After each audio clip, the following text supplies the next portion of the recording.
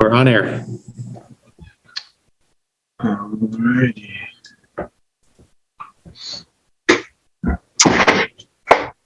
I call the 2349th meeting of the Milwaukee City Council to order.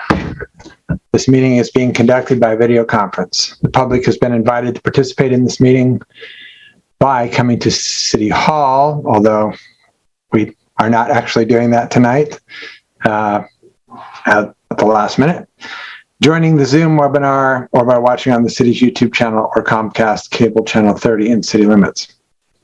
The public may also participate by phoning into Zoom, the Zoom webinar at 1-253-215-8782 and entering the webinar ID 831-8669-0512 and the passcode 023745. Scott, is that on screen right now for people? That is correct, Mr. Mayor. It was also streaming, it was on the screen before the meeting started. That is correct. Perfect. Okay. There will be opportunities for the public to give oral testimony during today's meeting. If you're interested in speaking, please let staff know by submitting a yellow comment card for those in person at City Hall or emailing OCR.Oregon.gov for those participating via Zoom. When it is time to take public comment, staff will monitor the comments box, the comment card, email inbox, and the Zoom participant list, and take Zoom chat and the Zoom chat, to see if anyone would like to speak. We will take comments in the order that they are received and seen. The public may submit written comments by email to OCR@MilwaukeeOregon.gov. Spanish translation services are available upon request. The public is asked to request translation and other meeting accessibility services at least 48 hours before the meeting.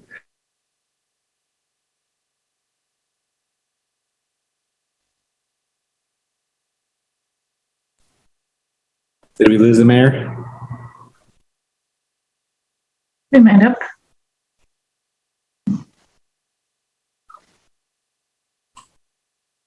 He's still showing as present. Yeah, he blinked off.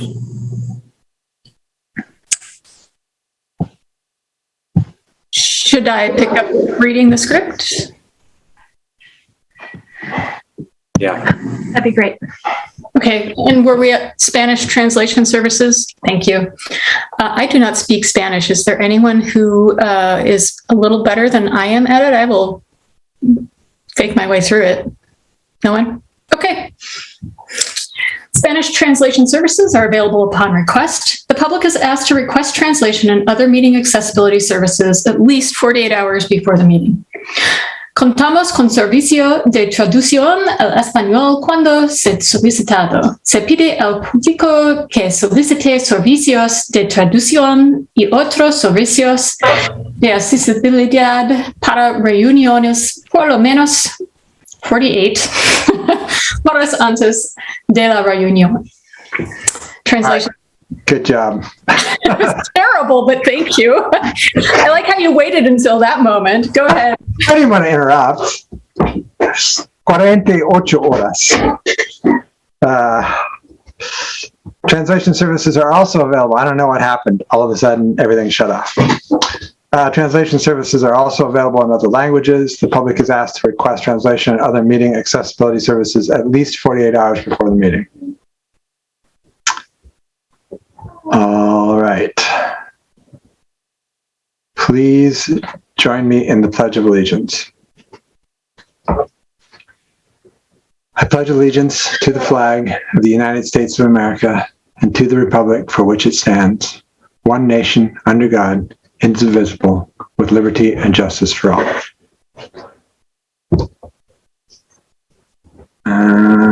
Okay. The City of Milwaukee respectfully acknowledges that our community is located on the ancestral homeland of the Clackamas people.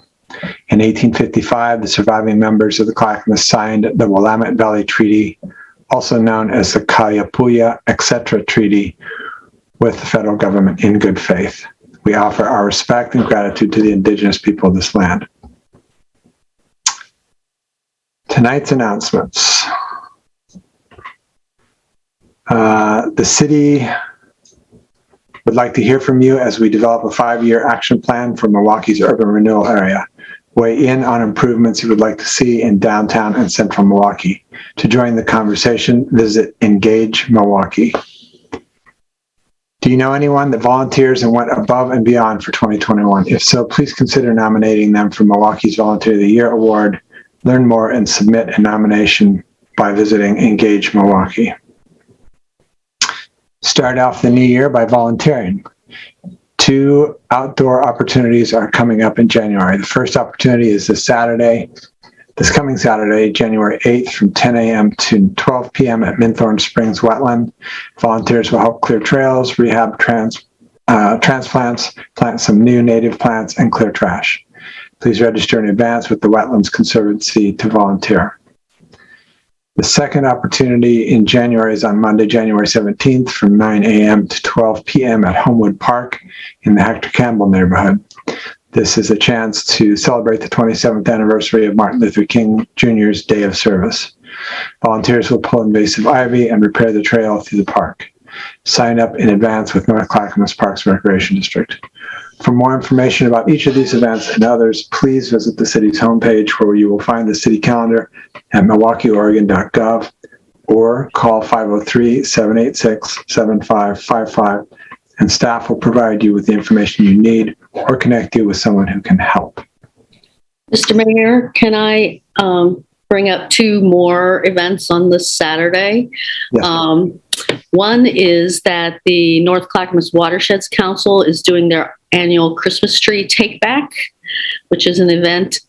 They will collect your tree if it doesn't have any flocking or tinsel on it, and store it for a few weeks, and it will eventually be put into the stream, the channel next to Elk Rock Island to create better fish habitat. They do ask for a $10 donation for people who drop off their trees. They are collecting trees between 10 a.m. and 2 p.m.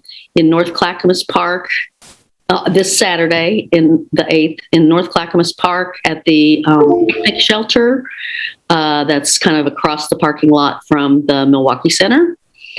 The other thing that's happening this Saturday is at noon, I believe it is, the Oak Lodge Governance Project is having the reschedule of their postponed speaker from the Grand Ronde tribe about the indigenous heritage of the Milwaukee Oak Grove area. I don't know how to tell people how to look for that, but if you're Facebook users, I think they have a Facebook page, Oak Lodge Governance Project.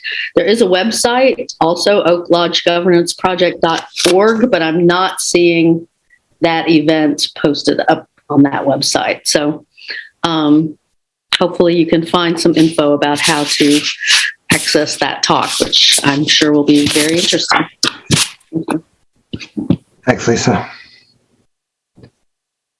All right, is the Assistant Fire Chief here yet? I do see him, Mr. Mayor. Brian? All right, so our next item is an update from Clackamas Fire given by our Assistant Fire Chief, Brian Stewart. Hi, good evening, Mr. Mayor. Let me put myself on video there. Forgot I had that control of that. Good evening, everyone. Thanks for the opportunity to be here with you this evening. Unfortunately, Brandon Paxton is sick this week, so Fire Chief Nick Brown asked me just to step in and share a few updates from the end of the year with everyone. So one of the things that we wrapped up the year with was Ops Santa. It was our 47th year. Bringing Ops Santa to the community and giving back to the community for those individuals that could use some assistance during the holiday season. We had 5 events this year. We covered Oregon City, Happy Valley. We had an event down at our training center and in Boring. Much like last year, we didn't do any parades just because of COVID and collections of people. But we did get the chance to wrap up our year of giving in your city hall or in front of your city hall. So appreciate you sharing that with us. And this year we collected a total of 8,190 pounds of food and over 3,300 toys. We worked with a number of groups. We haven't gotten a total number of families served by the effort, but the Clackamas Service Center did indicate that they were able to serve all of their families because of the donations of the community. So we were excited to take part of that and appreciate the opportunity to partner with the city of Milwaukee on our last event. Also, as we wrapped up 2021, we had the chance to look at the calls for service. We still have a little bit of data kind of just review to do, but so the provisional numbers for last year, we served we had 26,974 calls for service. These range from everything from EMS calls, of which we had over 17,000, to fires, which we had over 700 of those, to public service requests and false alarms. Looking at the Milwaukee area, and unfortunately I didn't have enough time to pull specifically within the city boundaries for you, but looking at any addresses that had Milwaukee address, we served 9,000 calls, nearly 6,000 of which were medical related, and just under 200 of which were fire related. We also had a host of calls, 169 that were hazardous materials related, which are typically small events, but it was a large number for us in that area. The last two things I wanted to speak to is just kind of our preparedness for caring for the community. So we, of course, had our winter storm just recently. And for us in the fire service, that means that we get prepared for those events. We implemented an incident action plan, which for us began on Christmas, and we ran it through New Year's Day. And this gives us an opportunity to kind of pre-plan and make sure that we align our response processes and capabilities with the conditions. So for wintry conditions and snow conditions, we ensure that all of our vehicles are prepared, and we relocate certain 4x4 vehicles or high ground clearance vehicles to the areas that may need them, so we can deploy those as necessary. So that's just a typical piece of what we do, depending on what we have coming up, whether it's snow and ice or flooding or heat waves. And then lastly, we're also taking time and making sure that we care for our people, care and protect our employees, whether they are the frontline firefighters and paramedics that we have, our support staff, our fleet mechanics, all of those folks. And making sure that we're doing what we can to protect them from illness, including the Omicron variant. And we're just making sure that we're prepared to respond for should there be an increase in 911 usage due to Omicron or other conditions. So we're making sure that we're caring for ours so we can care for those folks out in the public. Appreciate the opportunity to be here with you this evening and happy to answer any questions. Thanks. Anybody have any questions? Go ahead, Lisa. Sure, I guess I have two, and the first I'd start with where you ended, which was the Omicron variant. All the variants and all the waves of COVID. Do you track your numbers against that? Do you show that COVID results in more calls? It's difficult for us to identify COVID specifically in anything because we're not a definitive care provider. So we get calls that may have COVID-like symptoms that we may, that will always take precautions against that. But in the current state of sharing information between healthcare providers and HIPAA requirements, we're not getting a lot of feedback about specifically what individuals may have had. Okay. Yeah. I mean, I wasn't asking for tracking down to the number. I just thought maybe you could show your spikes are the same time as hospitalization. COVID hospitalization spikes. Your spike in calls corresponds to that or something. Not really. I haven't looked at that. I'm sure our medical services chief may have a little better reflection on that. And I can get back with Ms. Ober on it. Okay, I was just curious about that. And the other thing I wanted to ask you about is, and I've had a couple of email exchanges with the chief about the fire that was at DNC Automotive that resulted in a big oil spill into Kellogg Creek. And I just wondered if you had anything you wanted to update the community about in terms of lessons learned out of that event. I'm broadly aware of the event. I wasn't on duty. I'm not assigned currently to an operations position. But again, we can follow up and get the information back to the council through the city manager on that. So you have the information, you can share it with your community as they ask. Okay. I mean, one of the problems with the event was notification. and that we only learned there was a spill because somebody from the sewage treatment plant from the Water Environment Services noticed the sheen on the lake. So I'm hoping that there's some work going on in terms of notification of events like that. Certainly. I appreciate the feedback and the question for the follow-up. So as I said, I don't have the specific, but we'll make sure that we get word back to the city of Milwaukee about what we've done as follow-up to that. Okay. Thank you for the question, Councilor. Kathy? Yeah, thanks for the update. I appreciate it. And I'm just also on Omicron. It's on all of our minds today. And I'm just wondering if you could say a little more about how the different fire departments help each other out in times of need. I know that you have a lot of those sharing agreements in place. But as this wave kind of passes through, I know many of us are concerned that there may be points where having just enough staff people available who are well is something you can achieve and deliver for basic public safety. So if you could talk a little more about that, I'd really appreciate it. Thanks. Certainly. So we have a number of sharing agreements in terms of response with other local Clackamas County agencies and across our borders, as well as all of our service providers, which include the private ambulance companies, in terms of looking at responding and not in particularly staffing. Each agency works and strives to maintain our own staffing, and that really speaks to what are the precautions that we're taking. We're following all of the Oregon OSHA requirements, and we're monitoring and making sure that our individuals are quarantined. For us, we have minimum staffing requirements. So we staff every day, and unfortunately, that does mean that some of our individuals end up working more than they would like to, simply to make sure that we have individuals on staff to respond to calls for service, whether it's EMS, fire, hazardous materials, public service calls. So we've worked diligently to do that.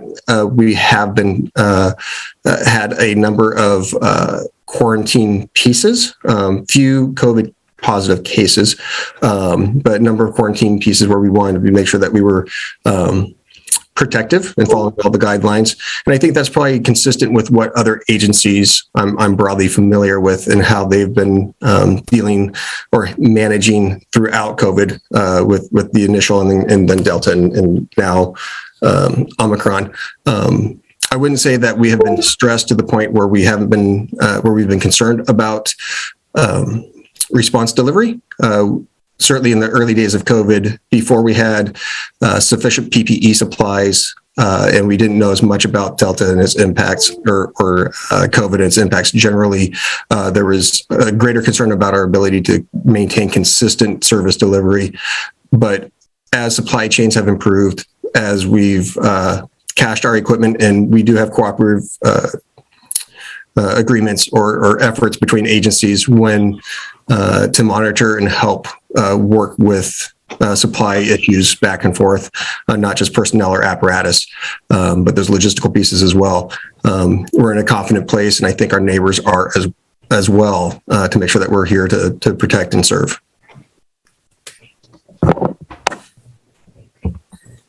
Great, thank you. I'm not seeing any other hands. I appreciate you coming in and getting us all caught up. Thank you, Mr. Mayor. Appreciate the time. Everyone have a pleasant evening. You too. I believe, Anne, you gave all of the update you needed to give during the work session. Is that correct? Okay, cool. Community comments. This is the part of the agenda during which council will hear community member statements regarding city business. Those wishing to speak, please email ocr@milwaukeeoregon.gov, raise your hand in Zoom, or write a comment in the Zoom chat to indicate you wish to speak. Before you make your comments, please state your name and city residence for the record. If you would like the city to follow up with you, please submit your contact information to ocr@milwaukeeoregon.gov. As council has other business items on the agenda this evening, speakers will be limited to 3 minutes each. Because information provided during the community comments may be new, city manager will respond at the next council meeting to those comments that require follow-up. Before we begin, is there any follow-up from the December 7th community comments, Ms. Over? There is not, but I do just want to make you aware that the attendee who is interested in speaking is speaking as an NDA chair. And I believe that gives them a little more time. Thanks. Right. Scott, is that 5 or 10 minutes? I forget. I believe it's 5. 5. Okay. Yeah. And I do believe Mr. Bird is the one. So I will promote them to the panel. Okay. Mr. Bird, when you see that offer to join the panel, you need to click. Yep, there you go.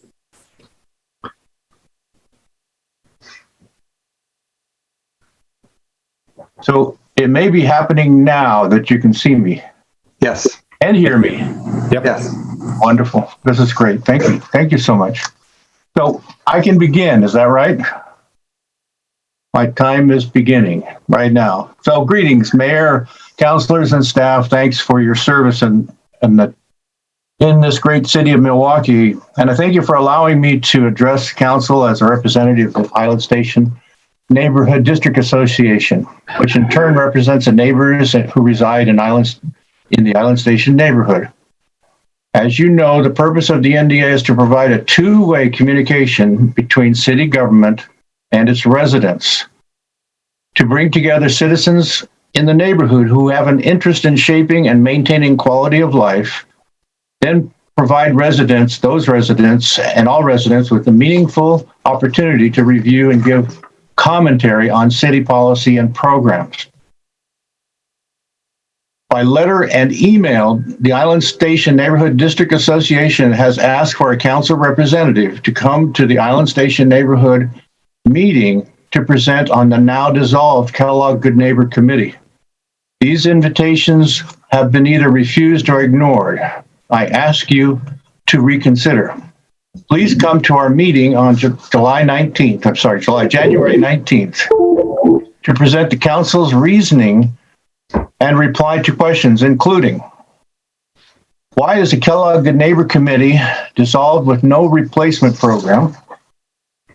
Why was the Kellogg Good Neighbor Committee, an effective program in progress, dissolved?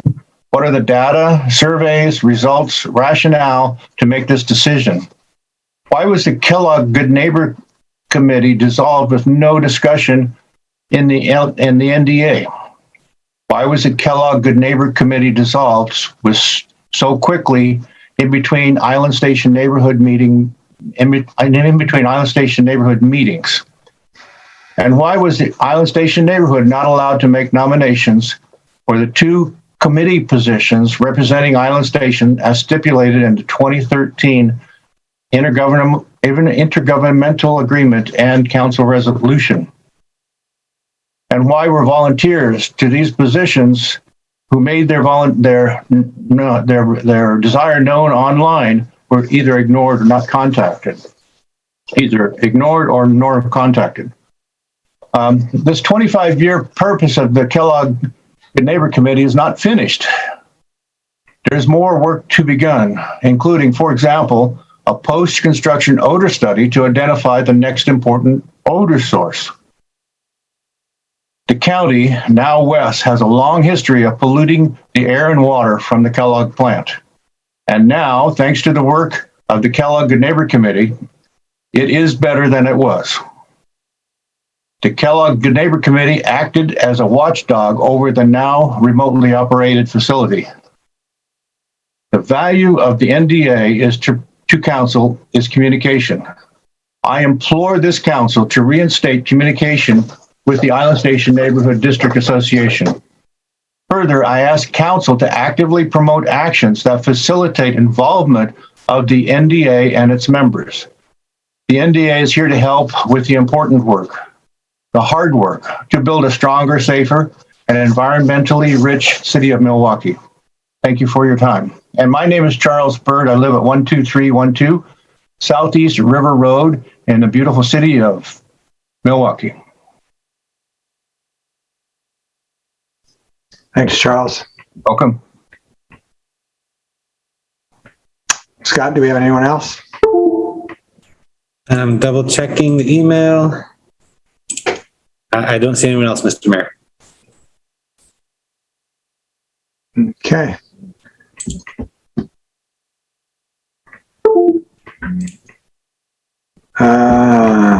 lost my agenda. There it is. All right. On tonight's consent agenda, we have the minutes of the City Council for December 7th, 2021, a work session. We have a resolution establishing the 2022 council meeting schedule. We have a resolution designating the 2022 papers of record. We have a resolution appointing Virginia Pye and Heather Baskerville to the Park and Recreation Board and Ashley Ackerberg to the Public Safety Advisory Committee. We have a resolution acting as a local contract review board approving the award of a contract for engineering on-call public information and engagement services.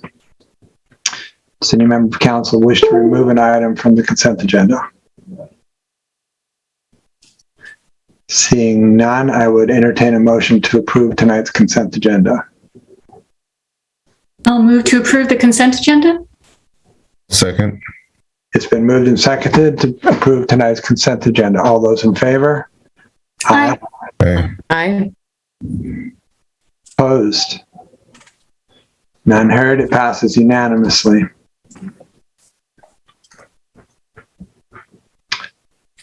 All right, next item is the board and committee code changes. It's an ordinance and a resolution, and it will be presented by our city recorder, Scott Stoffer.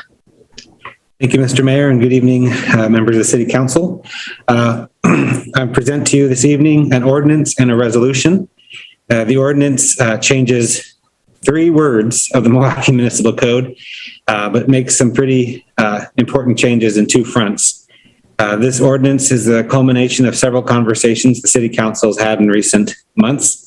The first being an ongoing discussion, part of our move to an annual board and committee recruitment process. The first proposed change to the code changes the term end dates for all city committee boards and committees to June 30th, striking the words March 31, replacing it with June 30. The second code change is related to a conversation council had at the last Park and Recreation Board annual update led by Natalie Rogers, the PARB staff liaison, in which it was reported that the board had discussed, in reviewing its bylaws, discussed its residency requirement, noting it was one of the only boards the city has that was completely limited to residents of the city only. The proposed wording is 1 word change. You're changing the word from all board members need to be residents to two board members, maybe non-residents. It's another 1 word change there too. So, or none to all. I think none to 2 is the change. I'm sorry, you're reading that wrong. Oh, None to 5. there you go. See, it was easy. It's 1 word and I forgot the word. Anyway, none to 5 must be residents. There you go. The gist of where I was going was, anyway, 3 words are changing. That's the code change. The accompanying resolution, if council approves the ordinance and changes all term end dates to June 30th, the accompanying resolution then just cleans a little housework in terms of changing all current terms to then end at the end of June in the respective year that the term is currently scheduled to end at. I will note a couple of things with the resolution. It was pointed out there was a typographical error. Samantha Swindler was listed as being a member of the Park and Recreation Board, which Samantha is not. She's on the Arts Committee, and she is listed properly there. We accidentally omitted Gary Klein from the list of PARB members, but the revised corrected version, which I sent to council and be in the record, will include Gary Klein under PARB and will not include Samantha Swindler. Just as an observation, if anybody noticed that not all committee members had all their position numbers listed, that's because some positions are vacant. In a couple cases, the position number doesn't exist, as it was sort of omitted over time by different ordinances. Also, 2 committees, the Budget Committee and Public Safety Advisory Committee, their terms already end in June. So they were not included on this list because they don't need to be revised. Also, the youth members, none of the youth members are listed because all those terms also currently end in June and didn't need to be advised or adjusted. So I present an ordinance and a resolution for council consideration. I think they're pretty straightforward when I am able to adequately tell you what they are doing in terms of replacing none with the word 5. I think that's the gist of the ask. Is there any questions?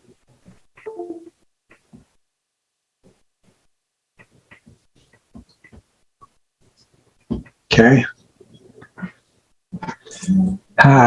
Seeing none, I would entertain a motion.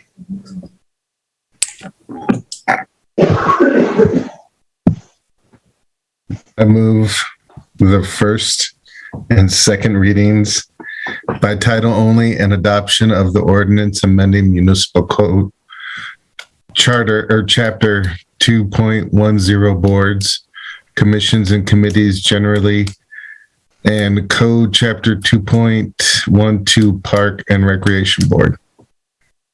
I'll second.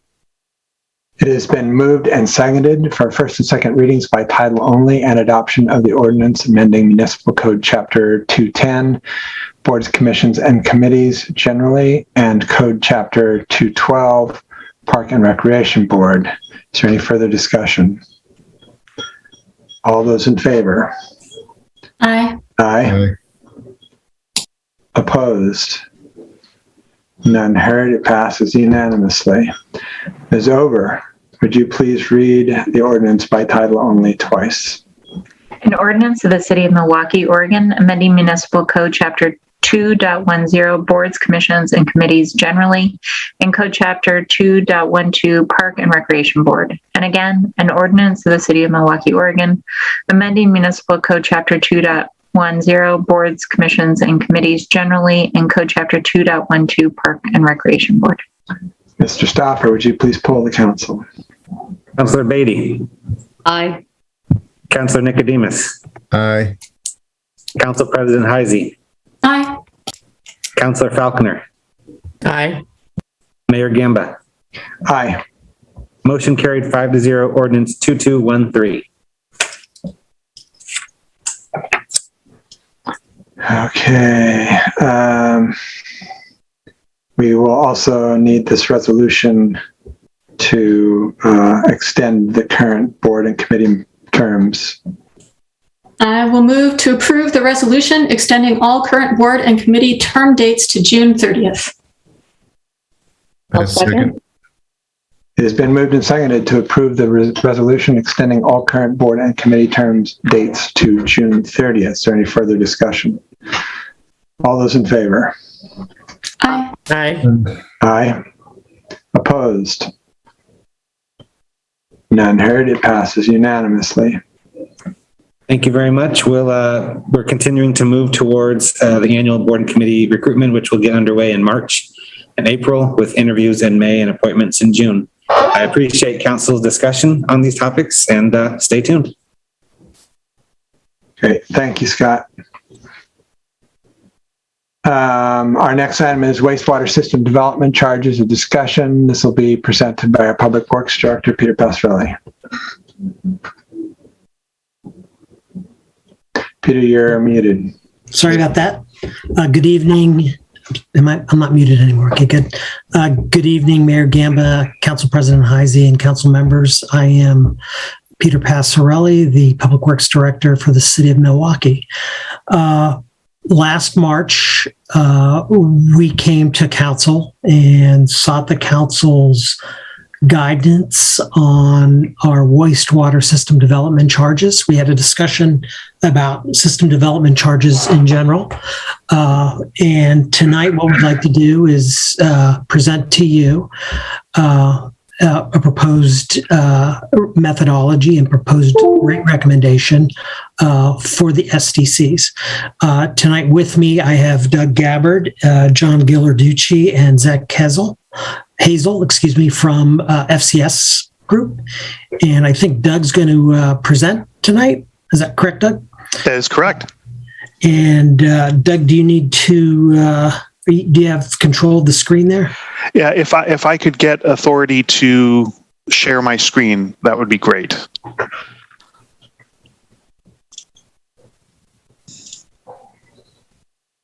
I think I just made you a co-host, Doug. I'm on it. That's wonderful. Thank you.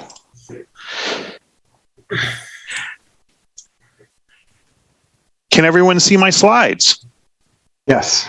All right. And can you see my cursor dancing around? Yes. That can come in handy at some point.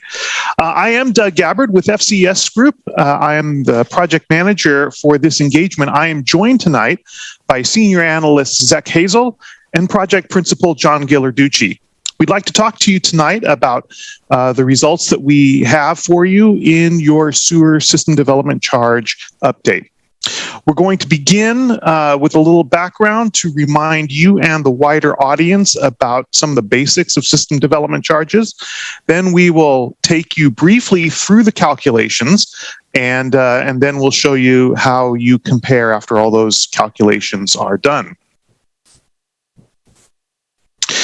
So to begin with, some things that you're probably well aware of at this point, but it doesn't hurt to go back over the basics once in a while.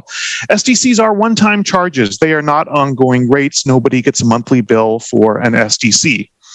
State law allows them to be charged for 5 services: water, wastewater, stormwater, transportation, and parks. And only those 5 services. Different states, different set of services, but that's what's allowed in Oregon. SDCs are for capital only. That's true of both in the way that they are calculated and imposed, but also true of the way that they may be spent. There is a key nexus between how you charge and how you spend, and we'll probably talk more about that later. SDCs do include both existing and future components. When most people think of an SDC, they think about the project list and how that gets allocated between growth and current customers. But it is also possible and highly advantageous to have SDCs partially based upon existing assets already in the ground. And we'll tell you the criteria for allowing that in a moment. And finally, SDCs are for system facilities, not local facilities. You wouldn't, if you were a developer, you wouldn't necessarily tie your SDC to certain SDC projects that happen to be located nearby you. You're buying into a share of the system as a whole. All of this is laid down in ORS Chapter 223, in which is contained the SDC Act. We are well versed in these sections of the ORS, and we make sure you stay on the right side of it. Anything that you do with SDCs, be it computationally or policy-wise, do make sure that you are adhering to the requirements of this state law. So a brief computational overview now of how we actually calculate SDCs. So the SDCs can be a combination of 2 different parts. We're going to call them the reimbursement fee and the improvement fee. I'm acting like we made those names up. We didn't. Those are in state law. The reimbursement fee is the part of the SDC that is based upon the eligible value of unused capacity in existing facilities. So all those words are kind of important when you come down to actually figuring out what's in and what's out. But this is the portion of the SDC where you can ask developers to buy into existing infrastructure. And so you develop this cost basis that meets all of these criteria, and then you divide that by the growth in the system demand that these assets will serve. And that's how you arrive at a reimbursement fee. Likewise, with the improvement fee, you have a set of eligible costs of planned capacity increasing facilities. So this is the project list. This is the project list where you go project by project and decide to what extent is each project going to serve growth, and to what extent does it serve existing customers. And that too gets divided by your growth and system demand to have the improvement fee. And you combine those 2 layers together and you have the total system development charge per the unit of demand. So now we're going to get mathy, and we're going to actually walk you through the calculations for your system development charge. And for that, I hand it over to Zach Hazel. Thank you, Doug. I appreciate that. All right, so we're going to start off by calculating the growth, which will form the denominator of the SDC calculation. So all the numbers you see here are taken from the latest wastewater system master plan. And as you can see in the top row there, the growth the planning horizon here is out to 2040. So in that second row there, the dry weather flow is going to be estimated between 2020 and 2040. And that is going to be divided by the estimated flow per EDU that you see in the third row there, 115 gallons per day. And when you do that division, you get the implied equivalent dwelling units. I'm sorry if I didn't explain. Equivalent dwelling units, EDUs, on the bottom there between 2020 and 2040. So in that growth column there, you can see that the EDUs are growing by 3,352. And that will give us a growth share percentage of 19.21%. And that growth share percentage is an important number. It represents the share of total population in 2040 that will have arrived between 2020 and 2040. And I see there's a question. Mayor, would you like us to address questions as they come, or do you want us to do that at the end? I think this is complex enough that it's going to probably help people understand the presentation more if their questions are addressed in the moment. You got it. Thank you. Thank you. So I wanted to understand this 2020 dry weather flow gallons per day number, 1.6 million. Is that an actual number taken from the inflow into the Kellogg plant? Or, I mean, because we're not the only users, so how do you, is that just sort of how do you estimate that? How do you get to that number? Well, I can add a little bit to that. So, as part of our master planning process that we went through, we did some extensive flow monitoring of our systems. So, we went out into the system and placed flow monitoring equipment in different parts of the system and monitored the flows during the dry parts of the year, as well as during the wet parts of the year to get the storm events. So that's sort of where we get those dry weather flow pieces from. Okay. And the flow per EDU? The flow per EDU is sort of like that per capita use of sort of that water usage, consumptive use per household in general. And that's something that would be derived from the master plan. Zach, tell me if you see anything to the contrary, but that is something that would be derived from the master plan as well as the flow estimates. So that is specific to us, Milwaukee. Oh, yes. It's not like some kind of regional number or something. No, and in fact, we had some discussions, engineering and myself, we had some discussions with our master plan consultant, Scott Durden, WSC, about those, that per gallon a day, per capita gallon per day of water consumption.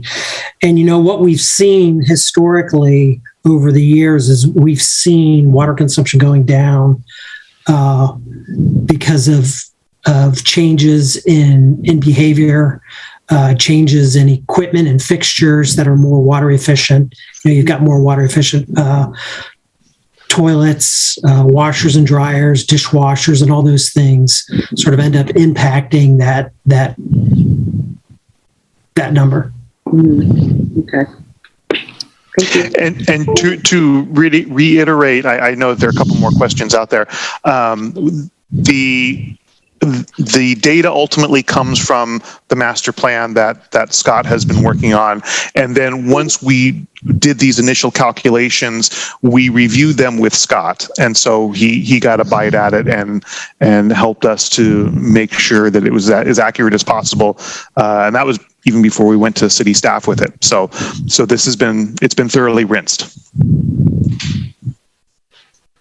Angel? I just want to make sure that I'm following because, when I hear per capita, I think per person. but I think that these numbers are reflecting per EDU. And part of at least my concern with how we calculate our SDCs is that we treat all EDUs the same. And what we've learned from Wes is that over the lifetime of a unit, of an EDU, the smaller the unit, the less water, the less per EDU, and because of the fewer residents that will live in that building over time versus the much larger EDUs, and which is sort of the whole reason for this exercise. So I just wanted to clarify that Peter, when you're saying per capita, you don't mean per person. You're kind of saying it interchangeably, and I just want to make sure we've got that clarification there. Yeah, it's that average per, I'm sorry, I shouldn't use per capita, but it's per that dwelling unit, sort of that average dwelling unit. So let's seize on this opportunity to be as precise as humanly possible. That 115 gallons per day. So that is the average flow of the average single family residence in Milwaukee. An EDU represents an average single family residence.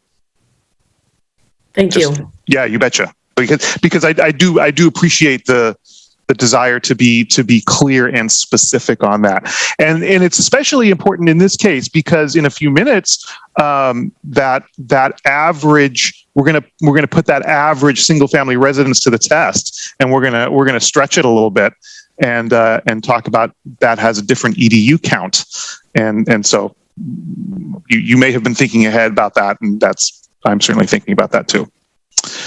Do we have other questions before we move on? I don't see any. All right. Okay, so having developed the denominator of the SDC calculation, we're now going to look at the numerator, starting with the improvement fee cost basis. So the gray columns that you see on the left will outline the details of all of the projects listed in your newest wastewater system master plan. And then in that first white column there, you see the total cost for each project and for the total. In the next column there, titled SDC eligibility, this is where we start to allocate each project to its capacity expanding element. So you're going to see, in general, you're going to see two basic percentages. Any project that has a 0%, it represents a project that is either a major repair or replacement project, or that is accommodating a deficiency in the existing system. And such projects do not expand capacity for growth, so they receive a 0% eligibility factor. Then the next number you're going to see there is 19.21%, and that is the growth share percentage that we calculated in the previous table. And when we use that percentage, what we're saying is that this project is going to benefit existing and future users equally. And so we are making sure that the exact percentage of future users that will arrive between now and 2040, that percentage is reflected in the SDC eligibility. And then the last percentage you're going to see there is 20.01%. That is a specific SDC eligibility percentage calculated by the engineers to capture the pipe upgrades capacity expanding portion. Then finally, in that far right column there with the red highlight, that is the SDC eligible cost for each project. And the total there is just over 1.1 million. And that is what's actually going to be divided by the growth to come to the calculated SDC. So that was the improvement fee cost basis. And so here is a short calculation of the reimbursement fee cost basis. So that top row there, the original cost of sewer pipes is about just shy of 17 million. Those pipes have capacity for infill growth in Milwaukee. And so we're going to try and capture the capacity available for that infill growth in the reimbursement fee. However, in the next row you see there is some outstanding principal related to those sewer pipe projects, $964,000. And because new users will be paying for that principal in either their rates or their property taxes, we can't also collect that in the SDC, so we have to remove that from the cost basis. Then the next row you see there is the capacity available through 2040. That's just representing that these pipe projects have capacity out to 2040, accommodating all the infill. And once you adjust for the outstanding principal and multiply by that capacity available, you get the reimbursable cost there at the bottom, just over $3 million. All right. Now we do have to make some adjustments to those cost bases. So for both the improvement fee and the reimbursement fee, we have some outstanding fund balance that we need to remove from the cost bases, just to make sure we're not double counting for any projects that are uncompleted or any capacity that is already included. So make some small adjustments there to bring down the cost bases. And then on the next slide, we should see the full SDC calculation. So in the top half of that panel, we're going to add up our two cost bases, improvement fee and reimbursement fee. And then we're going to add in some compliance costs, essentially collecting the cost of performing the SDC study at regular intervals throughout the planning period. And that gives us a full cost basis of $3.5 million.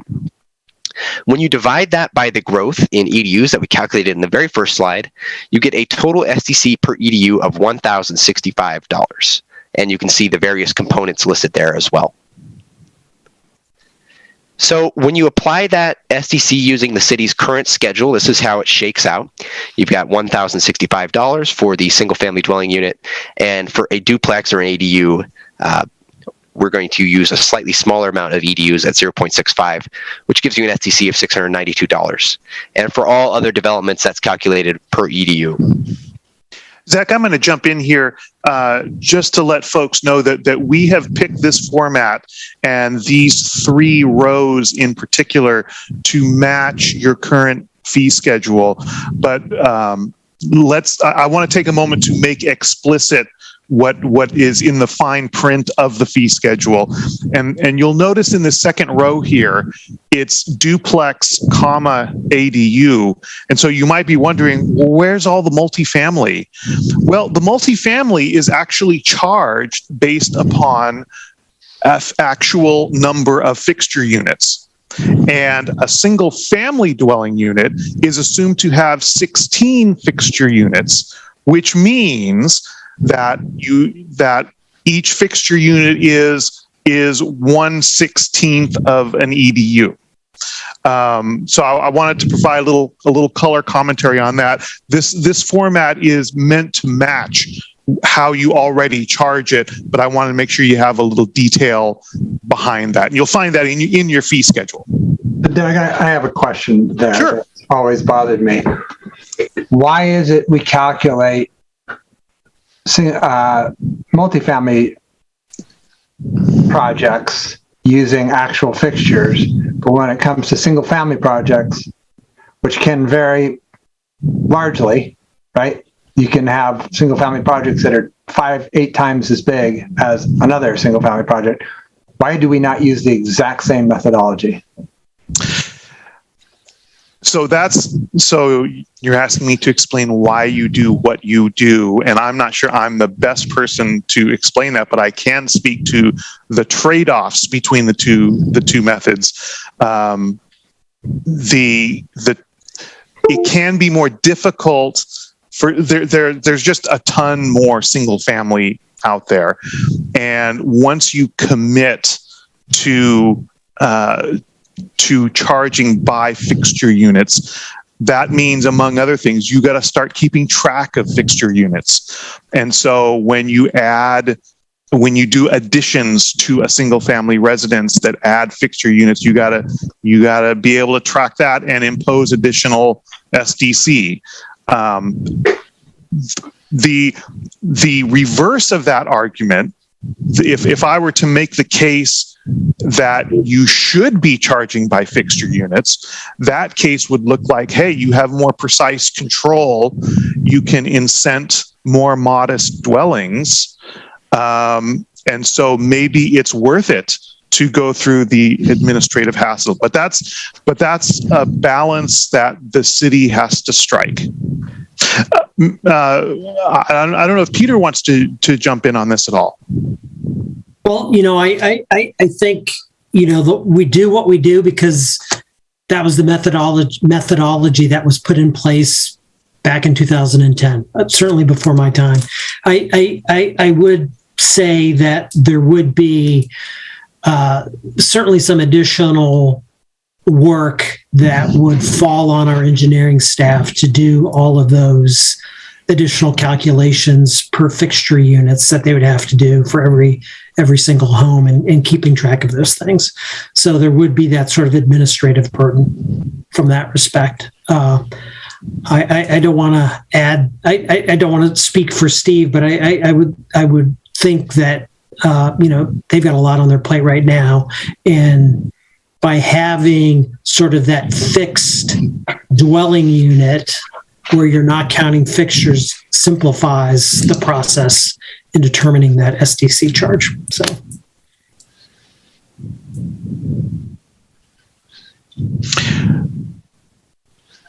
Any further, John? I'm interested if there's anything that you want to add to this, because I know that our clients do ask us about this sometimes. Yeah, I'll add one.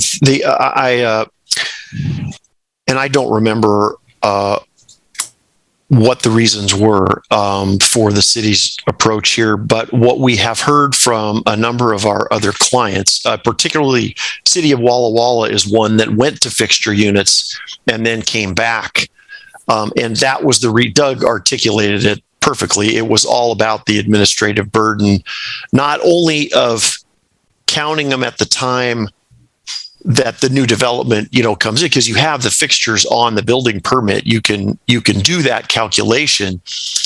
It's tracking it after that when somebody adds a bathroom or does a renovation of some kind. Theoretically, you should be charging an SDC for those additional fixture units, and that's where the tracking has been cited as just a really difficult and burdensome endeavor. So that's what we've heard. Presumably, they're pulling permits for that as well. And you would hope. Well, but there are a lot of them. So yeah, I mean, as Doug said, it's a volume issue, and then you're getting into at what point do you not worry about it, or are you charging for every fixture added? But the trade-off is right there. It does add some equity to go to that level. Maybe there's something that we can show you that will make us think fixture units are not the way to go. Yeah, so this schedule you see here was developed by Wes's research into how the number of EDUs in terms of water usage going into the sewer pipes, how that varies by the square footage of the house.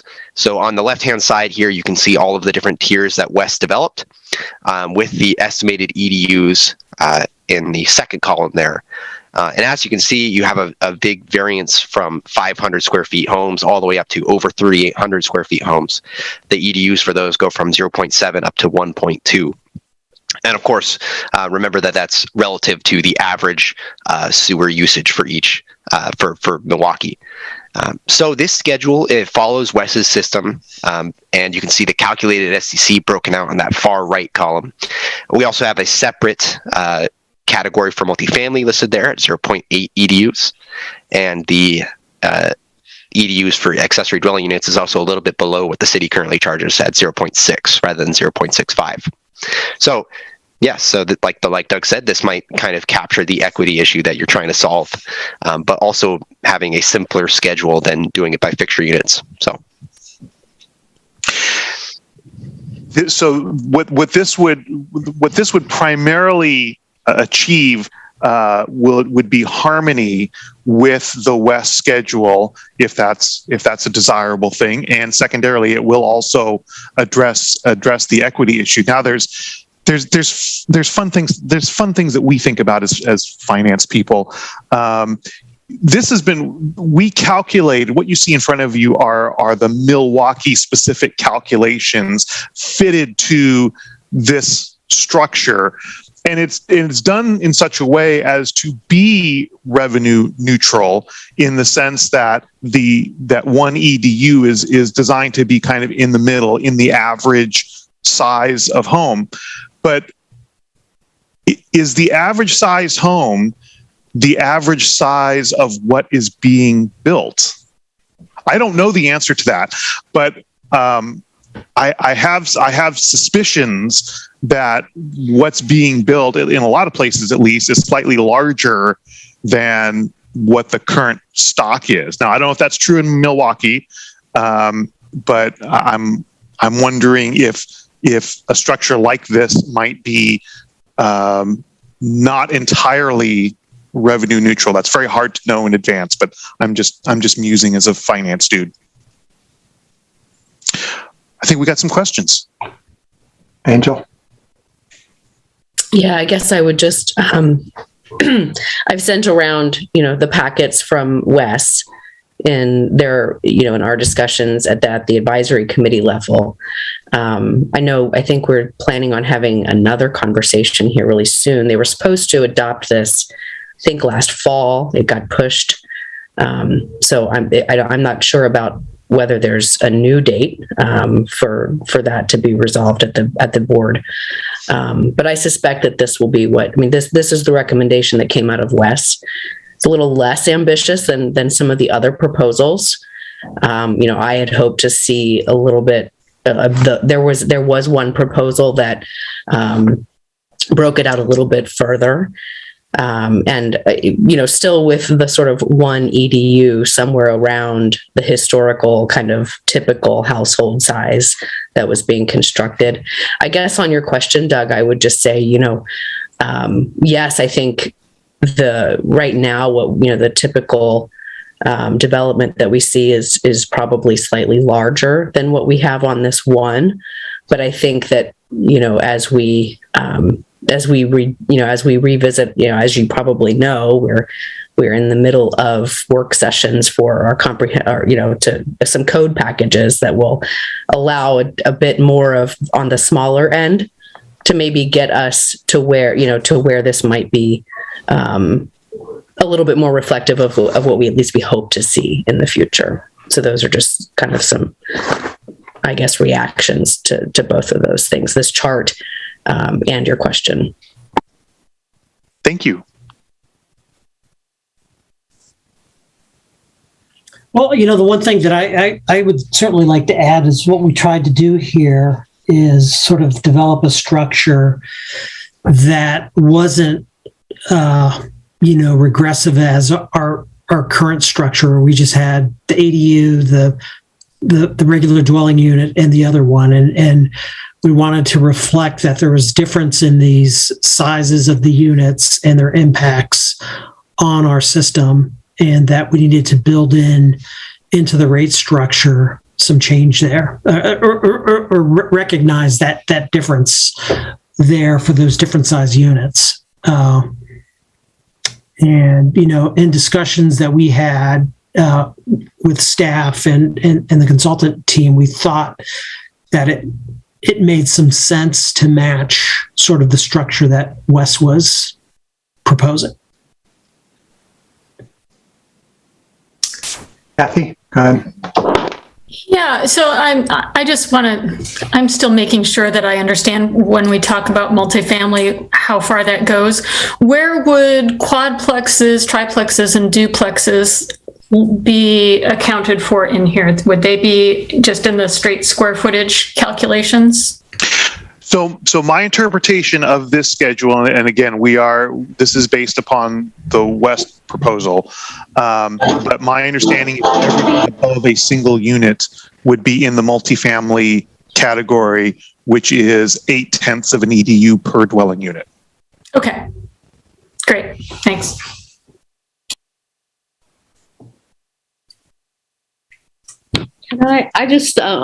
It totally makes sense to me to be doing what Wes does. Because then, if not, then it becomes chaos for the staff person at the desk and the permit desk trying to explain the difference and trying to calculate the difference. I thought Wes had already adopted these. So do we know? Councilor Falconer sounded like she thinks it's imminent, relatively. Yeah, they had, I think, I'm not sure what delayed the feedback that the board was seeking for rules and regulations. I think it's because it's part of a larger package. I'm just not sure. I can't say that I actually go to the board meetings to hear what they might talk about on these. I don't think that this, I have not gotten the impression that this is part of, that this is, that something else is being considered by Wes. Kathy, did you have another question? Kathy? I didn't. I'm thinking, right now what we have is a lot of multifamily units going in, a lot, which we're excited about, but don't expect to last forever. And we are trying to incite more multifamily development. And I'm thinking while I'm talking, which never ends well, or goes well generally, but I'm wondering if we are going to end up with an adequate amount of SDCs for what we need to do in terms of capital projects, because we will have those increases. And I also know that multifamily does end up using less capacity than other sorts of development. So I guess I would just say, Peter, how do you feel about this? Am I unnecessarily concerned? Well, I mean, I think there's a couple things that I would mention. When we went through our master planning process, one of the things that we found in the system from our flow monitoring and that analysis that we did then was that our system, in terms of its infiltration and inflow, was better than expected. I think we've talked about this several times in the past, and that means that we have existing capacity and capacity to handle future development. One of the things that came out of this in the development of the capital improvement plan, there's not a whole lot of improvements related to, hey, we need to upsize lots of pipes because we don't have the capacity to handle the development that we're foreseeing under the planning scenarios that we looked at. So, we took a look at the sort of that aggressive planning scenario where we had infill throughout the community, as well as some really targeted growth along some of the corridor areas that we have. And we also, the consultant also recognized some of the bigger projects that we had, the hillside development, and factored those into the analysis too. So, our overall STC fee has gone down because we don't have as many projects that we need to do. The growth that we're seeing is that infill growth. We're not having to build out to other areas to serve other areas because we're pretty much surrounded now. So, we're a fully developed urban area. So, I feel pretty good about those rates, and the discussions that, I had with Steve and Scott Duran about our master plan, as well as Jen, that we felt pretty good with it. So great, and thank you for that refresher. That's exactly the the information I needed you to remind me about. So thank you. So we will wind up the presentation here with just some comparisons. Now, these comparisons, we haven't discussed numbers this big, and so this is a time to remind you that this is all in total wastewater, which means this includes the west portion or any regional provider to the extent that a regional provider is relevant. And you'll notice that what we're proposing does bring you down about $200 per single family residence. and which is a very small change, and not to be unexpected in a mature community like Milwaukee. So your relative position really is unchanged. You're right between the same two cities that you would have been before. And that concludes what we have for you. We'd be happy to entertain more questions and keep the conversation going. I find this chart amazing, really interesting, because other West cities are on here. West Lynn, or not Lake Oswego, but Oregon City, West Lynn, Gladstone. And those rates are so low for West Lynn and Oregon City. And we always are complaining that, our biggest SDC is West.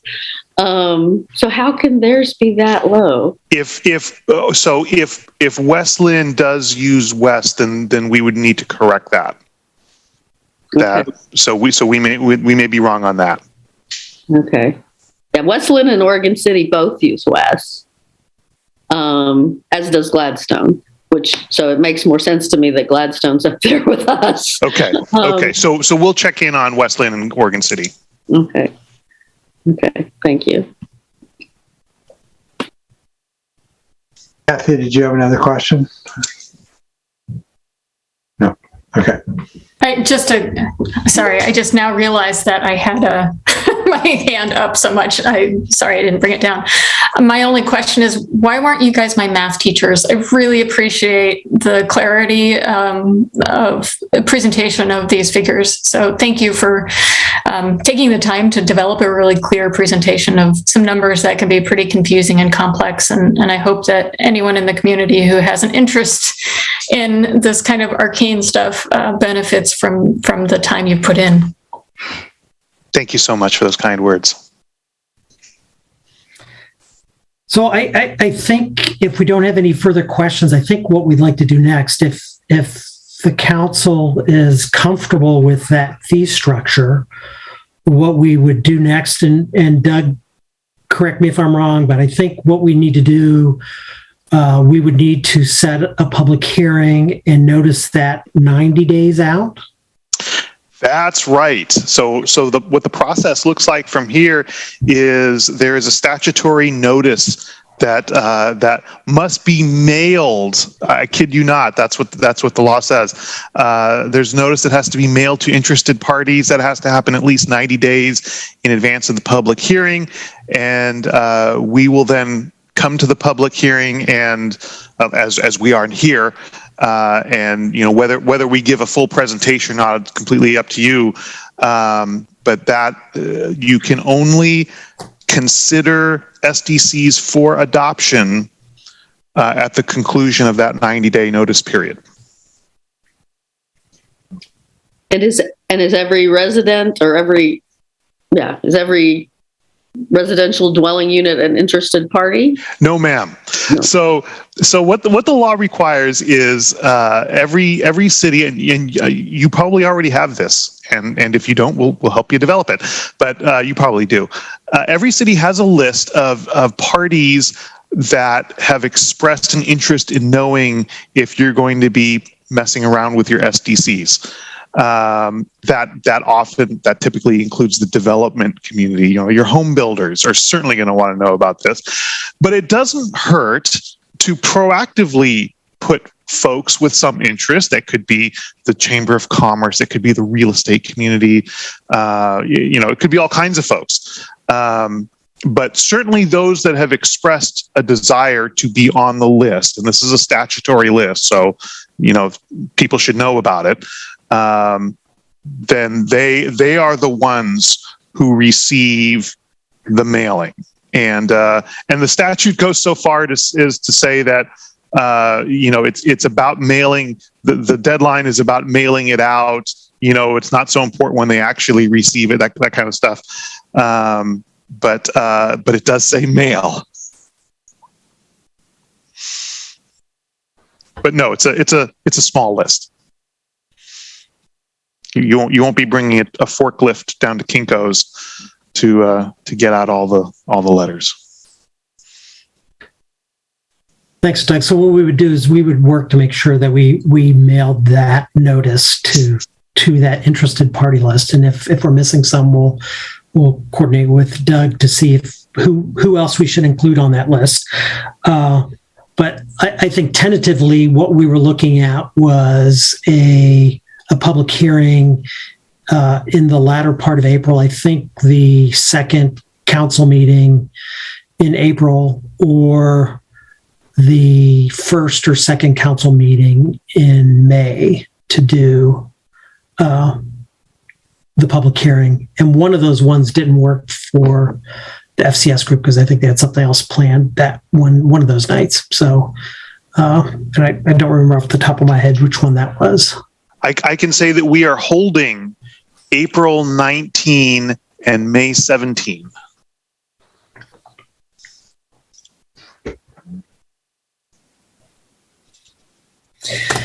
So I guess, the question I would have is, are we ready to go forward and do a public notice on the rate structure that we've put together? I don't know if I was just trying to find, just so that you all are in the loop, because I didn't have it in my email that I just received for my next WES Advisory Committee meeting. The adoption hearings have been pushed to March, April 2022 at the board for July 2022 implementation. So that is the projected schedule for them, if in case that has any bearing on anybody's thinking. Well, I guess that was the question in my mind. Like, do we want to go forward even if WES hasn't, and WES could end up, the WES board could end up changing? Or do we want to wait until they? We have written to them in the past in support of this model. So I'm not sure that I don't know what that, I don't know if that also has any bearing on anybody's thinking. I guess it sort of does on mine.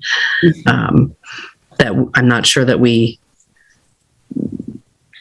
unless we think it might be better down the road. I don't know. I don't see them not making this change. It certainly appears from the project website that it's moving forward as expected. And so I guess I'm not sure that why, we could wait. I guess I'm not sure if there's any real downside either way, really. I don't see them not doing this, so I don't think that there's any reason for us to delay it simply for that. I guess my only sort of holdout is that, I had been advocating at those advisory meetings to try to be as equitable as possible, and to try to push at least our own housing agenda as much as I possibly could at those meetings. But I don't really see them revisiting this. This has been a culmination of months and months and hours of meetings. They're not going to suddenly tell us to go back to the drawing board. I don't see that happening. And what I can tell you from a technical perspective is that the rate structure that we showed you is valid, independent of whether WES actually adopts it or not. It's a good structure, and you should feel free to use it if you want to. Thank you. I actually appreciate that, because I think that what we haven't done at this, at our level, on our board, on our council, is go through all of the research that WES did to justify these numbers and to validate them, and to make them more, to really actually show that in fact, EDU size is a very good, legitimate proxy for impact on the system. And I've shared those packets with you, but they were hours of conversations of WES staff, engineers using data from, pulling data from all over the country, and, different resources to put together this model. So I really appreciated all the work that they did and put into verifying that. Mm-hmm. The one other thing that I would mention, I think administratively, as it relates to our master fee schedule. If we're able to do a public hearing and, with the assumption that it's adopted, then we don't have to go back and amend a master fee schedule later on in the summer or fall. So. Yeah, it seems to me, given this is a budget year, doing this in a way that it's all settled by the time we're actually in the thick of the budget process, and approving a budget makes a lot of sense. Especially with the assurances from Angel that it seems like Wes is going to continue. So let's do it. Great. Any other questions or comments?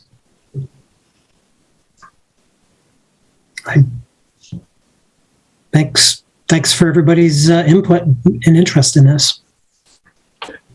Thank you for all the work, Peter and team. Great job.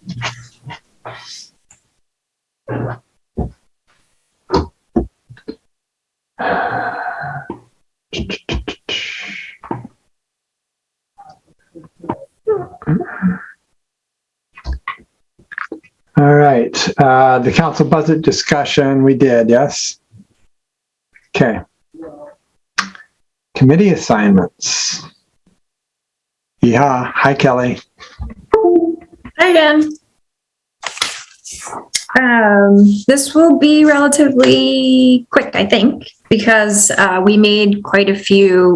We went into this list in great detail for 2021 because Councilor Nicodemus was new and Councilor Parks had gone off. I don't expect that level of changes this year, but I still wanted to make sure we all had a chance to look at it. And before I just slot everyone over from 2021 to 2022, I wanted to make sure you all had a chance to see the current list and let me know if there's any changes or discussion you'd like to have with each other about your assignments.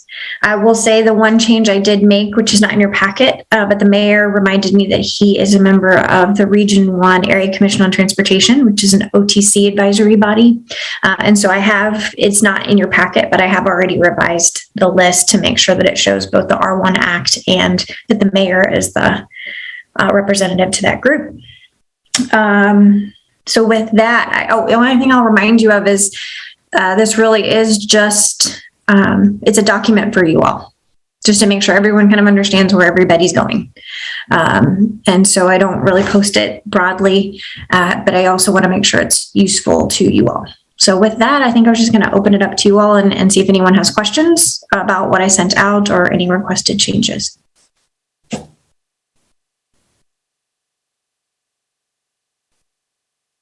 Kathy. I'll just say that I am in the midst of extricating myself from MPAC, so you could probably remove that one. And that is an appointment from C4, from Clackamas Coordinating Committee. So it's not a seat that the city just has. I was representing the other cities of Clackamas County. Thank you. And why are you extricating yourself? Because I am now on JPACT, which is very busy right now. And honestly, MPAC is pretty redundant with JPACT. The agendas are almost identical much of the time. So it just seems like it's more democratic to have a different city representative for those other cities. And we've got some really ready to do that folks in C4. So I feel good about who will be taking over.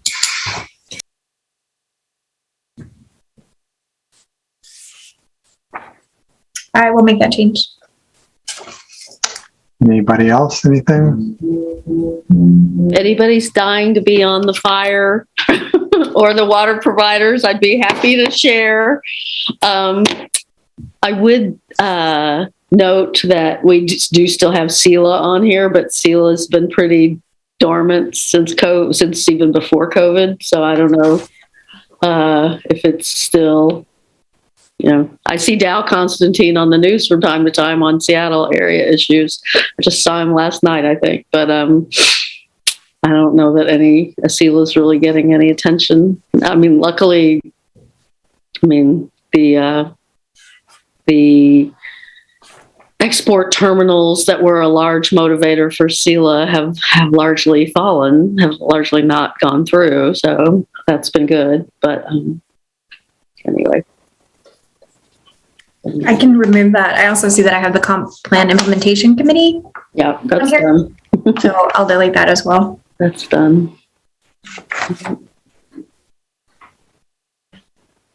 I don't know if it's worth adding because I'm not sure how long-standing this will be, but I am on the Clackamas Child Care for All finance committee, subcommittee for that effort.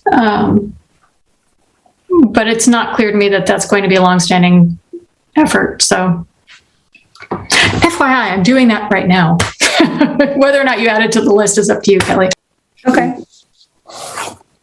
I'm actually on that same one, so feel free to add it since we're both contributing to that effort. It makes sense, I guess, just as a document that we put together for things that we do around the region. Are you doing the finance, Councilor Falconer, or are you doing policy? So I had, they put me on finance. I had requested policy, I thought. which I thought was interesting, but okay. I'll do whatever they ask. All right. Is there a regular meeting time for that you'd like me to note, or is it? I don't remember. I'd have Sorry, I muted myself. The first meeting is this Thursday, so I don't know yet how regular it'll be.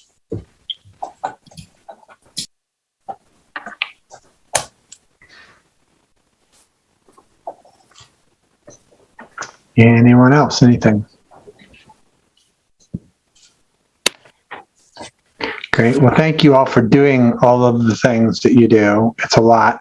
I can tell you when I got on council, the council was not this engaged. So we have a very engaged council, and I, for one, appreciate it because I know how much gets accomplished out there because of that. Thank you. Thank you all for making it easy. I will make those deletions. I will make that one addition. You have time. So I'll be bringing back a final list at the next meeting. It'll just be on the consent calendar just to document that we're all done.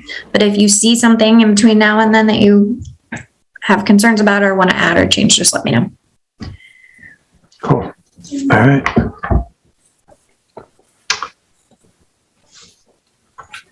Legislative and regional policy issues. Also, Kelly.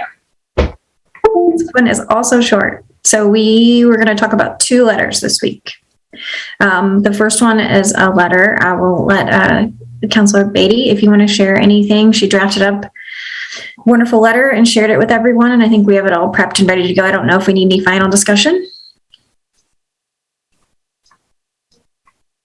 You're muted.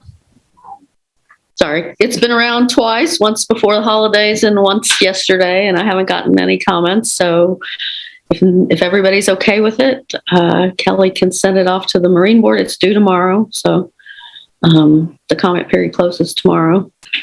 And I will share a copy with the guy who was the petitioner on that item, who I've been having some email exchanges with.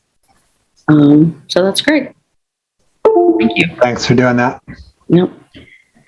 All right. And the other one, and I apologize, this was sent out by me today. So if you need more time, just let me know, is a letter to the Oregon Transportation Commission. So when the federal, when Congress passed the the infrastructure package at the federal level, there was an increase in resources that are coming to the state. And ODOT has since asked everyone, hey, what do you think we should do with this extra money?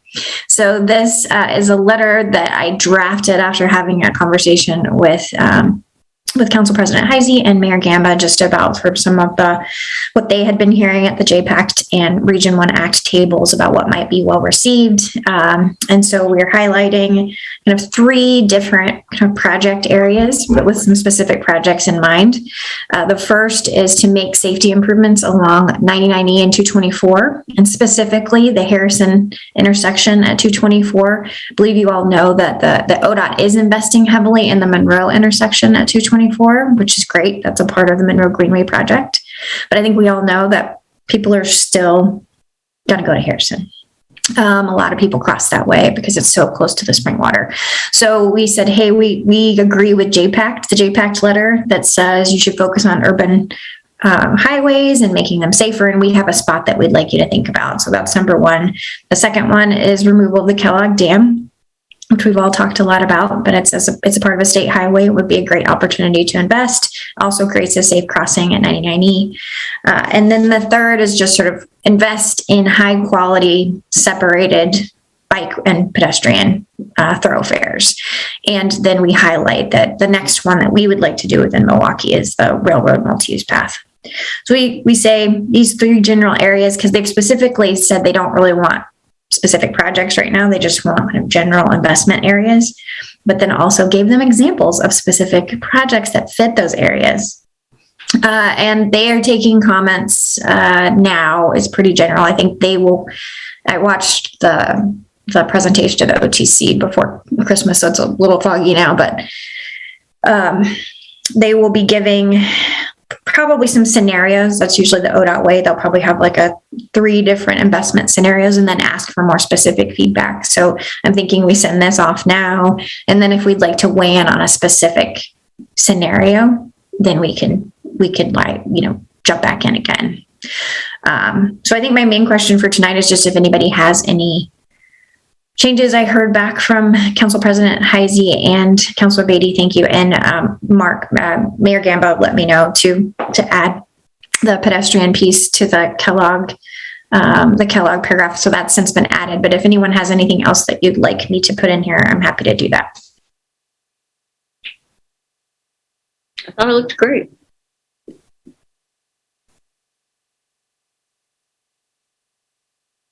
Okay, I'm going to put it on letterhead. And I'm going to put all your names on it.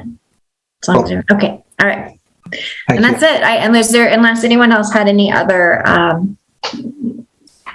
regional or state kind of political items to discuss. What do we know about the short session? I don't. I was just looking. I mean, it starts on February 1st. I haven't heard much. Okay. And I was actually just... I think I need to reach out to LLC and just check in, probably for a whole bunch of reasons, but I haven't heard much about kind of what's going on right now. I was tracking it when I was just trying to see if they were going to meet at all, and they did, to deal with the housing and kind of rent relief stuff. I don't have a good sense of where that's headed.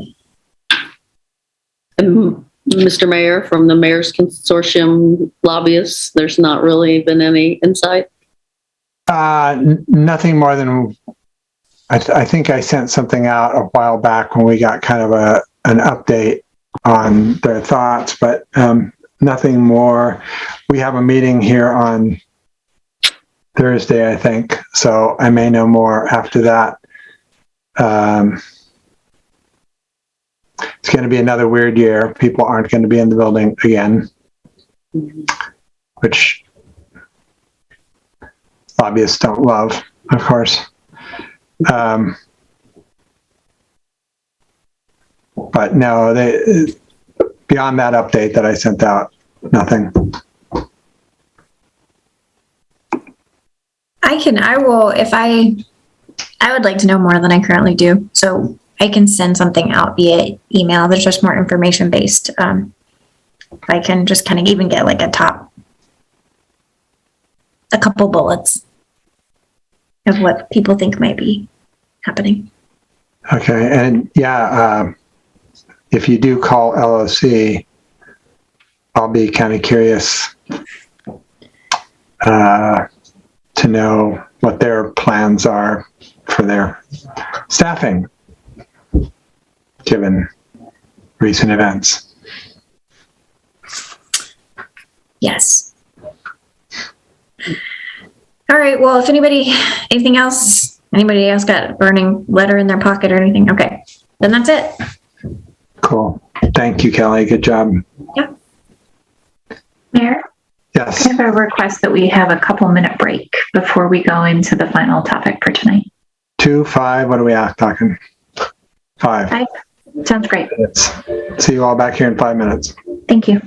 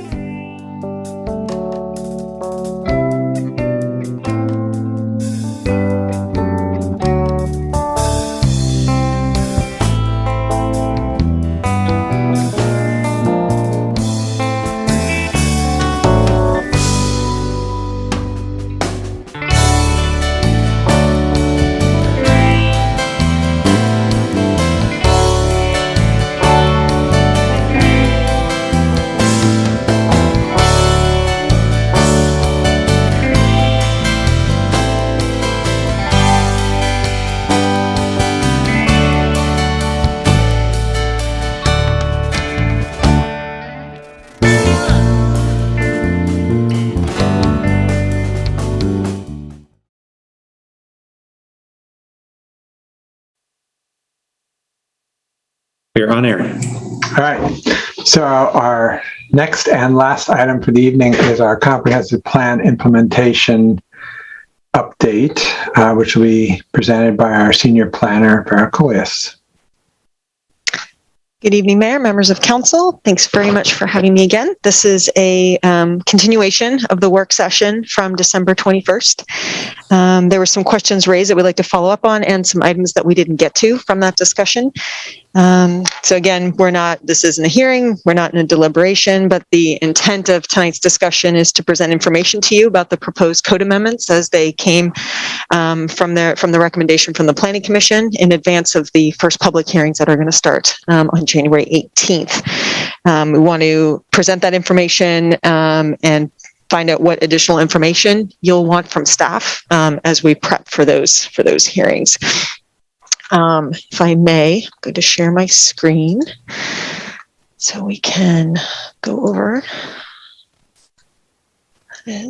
Hopefully everybody can see a slide, I think. Yes? Absent any comments, I think people can see a slide. Sorry, I muted myself again. That's okay. Great, Yeah. thank you. Sorry. One of these days someone will say no, and then I'm going to have to figure out what went wrong.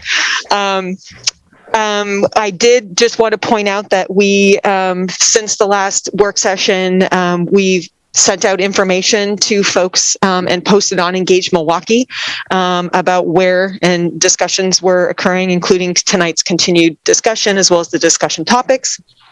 And the hearings as they were continuing. So we posted on Engage Milwaukee and we sent emails with links to the information to all of the NDAs as well as to CPIC and of course was in the council packet.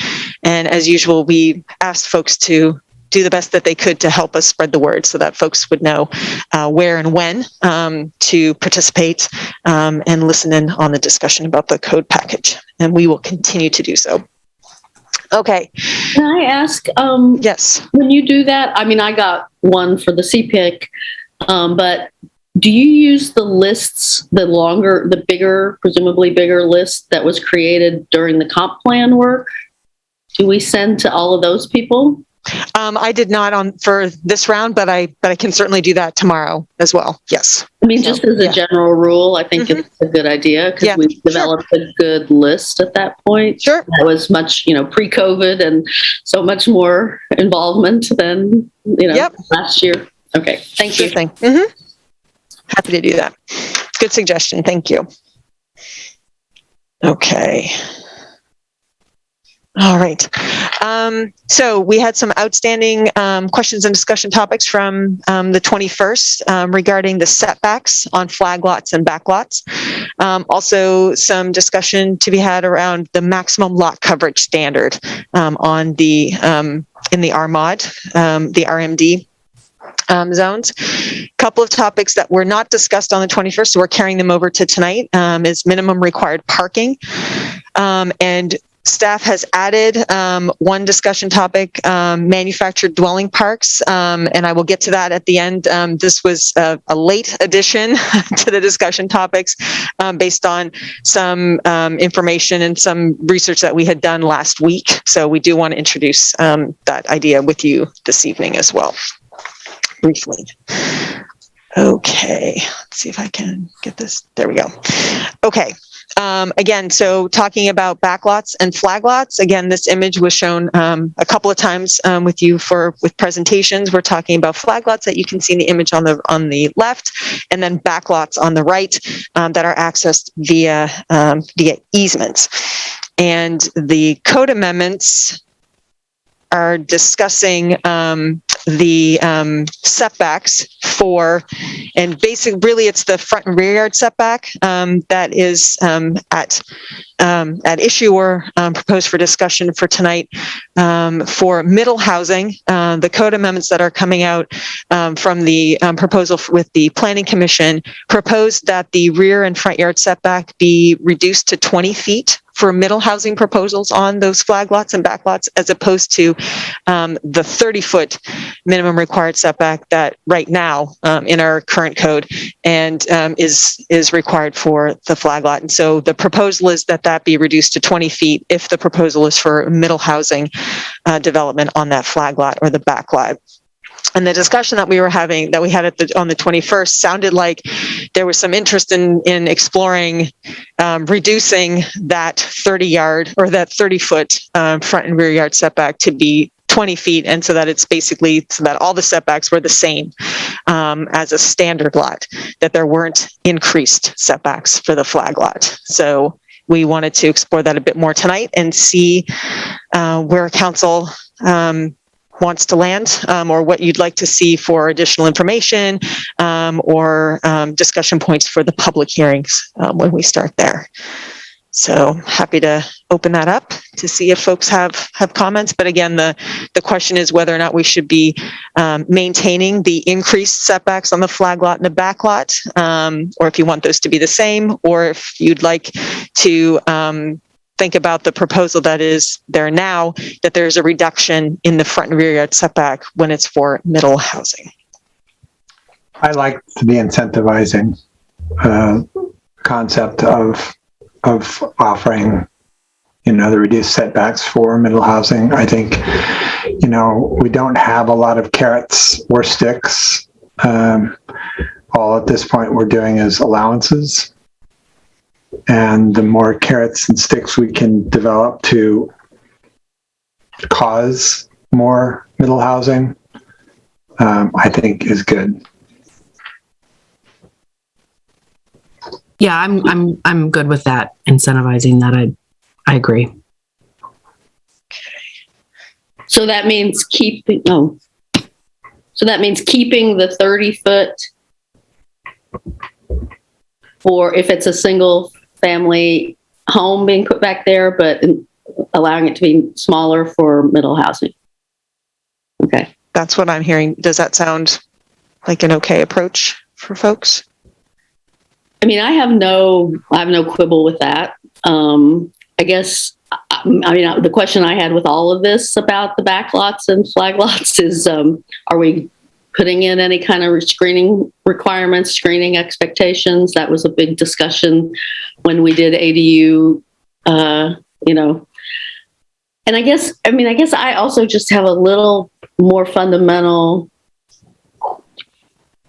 issue with what we're doing in these work sessions. I mean, I've never been through in 9 years of planning commission and 7 years of city council, I've never been through a process where we actually are having work sessions after a planning commission hearing. And we're sort of doing things that change the scope, potentially change the scope of what the planning commission has recommended to us. And I guess that all makes me a little bit uncomfortable. I will say that. There are a lot of things I will say when we get to hearings that I probably wouldn't say in this setting, because I feel like it's deliberation. So I guess I'll just say that. Yeah. If I could, Councilor Beatty, I commend you for noticing that and for commenting on it. I would say I think these work sessions are more designed to kind of give you guys a highlight of what's coming for the future hearings, but also to solicit any additional information that you might like to see. Staff and be ready to present it either in the staff report or in the staff presentation when we actually get to the hearing. What I believe Vera has prepared is a kind of a staff report and a slide deck showing you, giving you a highlight of what's about to come in front of you for the hearing process. And in that process, we'll engage in a little bit more deliberation, or in deliberations, not a little more. Okay, and if I could, to your question, Councilor Beatty, about screening, the screening standards that are currently in our existing code for flag lots is not proposed to change in the new code. So there's still, that, and the screening requirements in our current code have more to do with screening adjacent properties from the flag lot or the back lot. So it's really about going up kind of the driveway or the easement area. So those standards are not changing in the proposed code as well. But we can certainly, if you find that there's additional information or whatever about that you'd like to see, please let us know, and we can certainly bring that information in more detail during the hearings. But just wanted to let you know that. Okay. All right. If I may, I'm going to move on to lot coverage. Okay. So part of this conversation does have to do with, how much development can happen on a lot. And the proposal in our code right now includes, so what you're seeing here in this chart is in the proposed code, the percentage of maximum lot coverage for lots of specific sizes. And it includes bonuses for single-story development, which is what our code has now. Our code is set up now to provide a bonus for lot coverage if it's a single-story development, presumably as a, I guess, understand there's an implied or a perceived impact of two-story development on adjacent neighbors or adjacent properties. So the idea is that you get more lot coverage if it's single story. So there's the trade-off. Some of the discussion from the last work session had to do with, well, maybe we shouldn't be rewarding for, more lot coverage if it's only single story.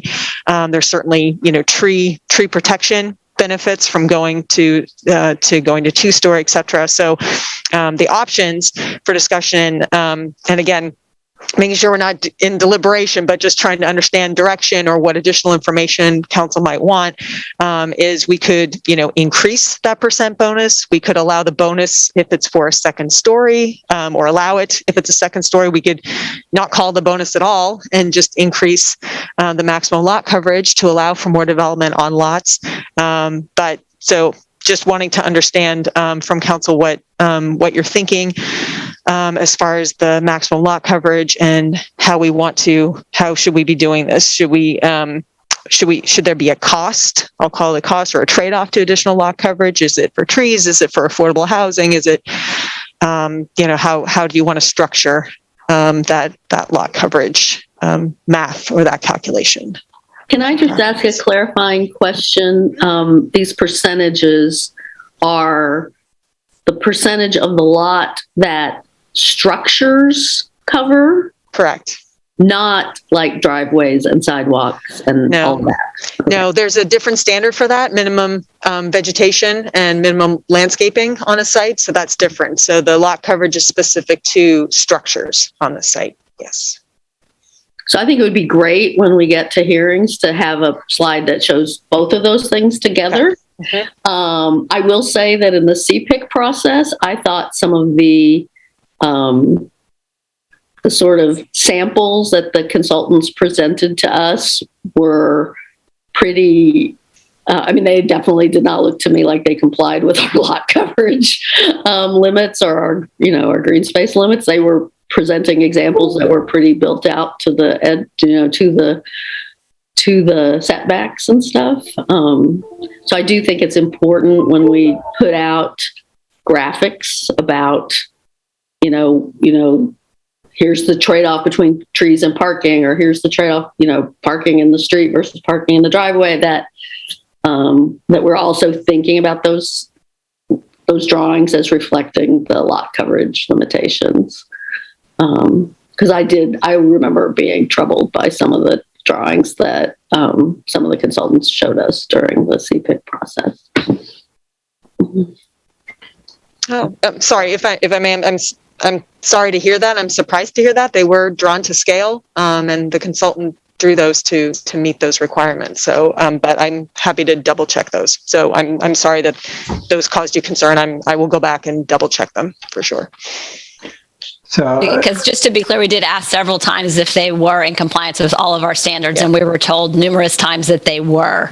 So we're trusting our consultants that they followed the rules. again, back to the same, carrots and sticks, incentivizing what we want, right? We're wanting to incentivize affordable housing. We're wanting to incentivize more trees, more permeable ground for stormwater.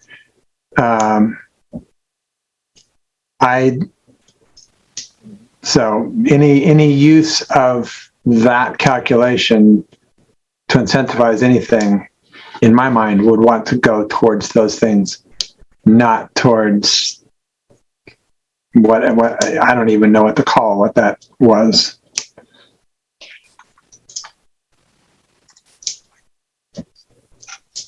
All right.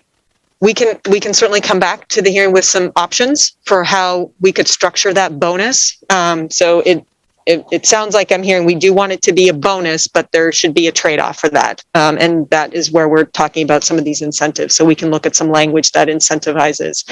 Mayor, are you thinking like an incentive for middle housing? I mean, I guess that's kind of where my head was going with what you were saying, but then, because I don't know about the affordability component of that. I mean, obviously, like that's eventually like, okay, well, one half of like a duplex in a larger is going to be more affordable than, a big giant McMansion. So, I guess if you mean like more affordable and not affordable, but so maybe is that what you're thinking when, like, because I guess I should just say that's what I'm thinking is maybe there's the incentive for middle housing, the bonus, and whatever bonus we're considering would be for middle housing.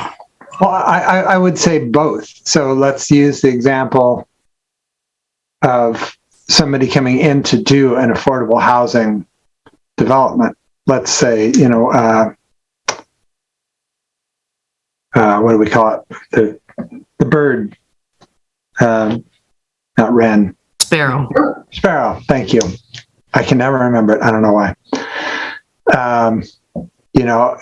If this were to come into play there, and the intent of that development and the long-term commitment, legal commitment to 30 years of affordability or whatever was there, to me, that would be an absolute reason to allow for that kind of incentive. But yes to middle housing as well, because again, that's going to be more affordable than a McMansion.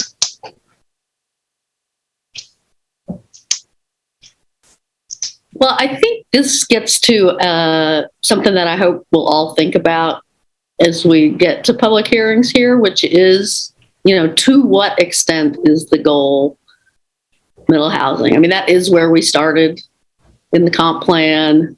That is where all this started. But I will just say that I think the allowance of 3,000 square foot lots totally undercuts the potential for building middle housing. It will become smaller single family homes will be what gets built more than middle housing.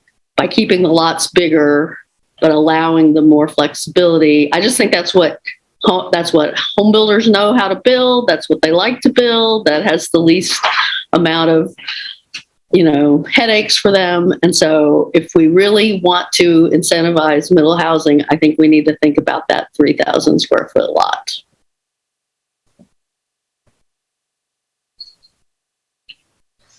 And I don't want to get into deliberation, so I'm going to end. Then I won't respond. So okay, but to staff, data, right? If there is any data from anywhere, from another state that's tried this or anything that would support either side of that argument, that would be useful to have, because Lisa could be entirely right.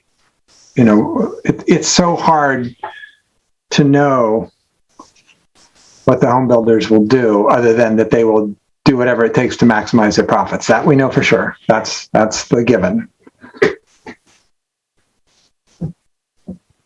Yeah, I'm going to mention too, if you don't mind, Mayor, jump in, is that I think kind of the delicate dance that's occurring and has occurred probably throughout this process, even before my time, is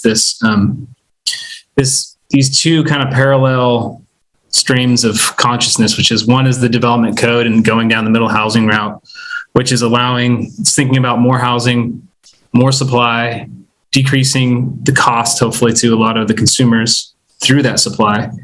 And then also figuring out what we're going through right now is figuring out how we want to design those sites to accommodate and to incentivize, like you said, in the carrots and sticks. This is all good.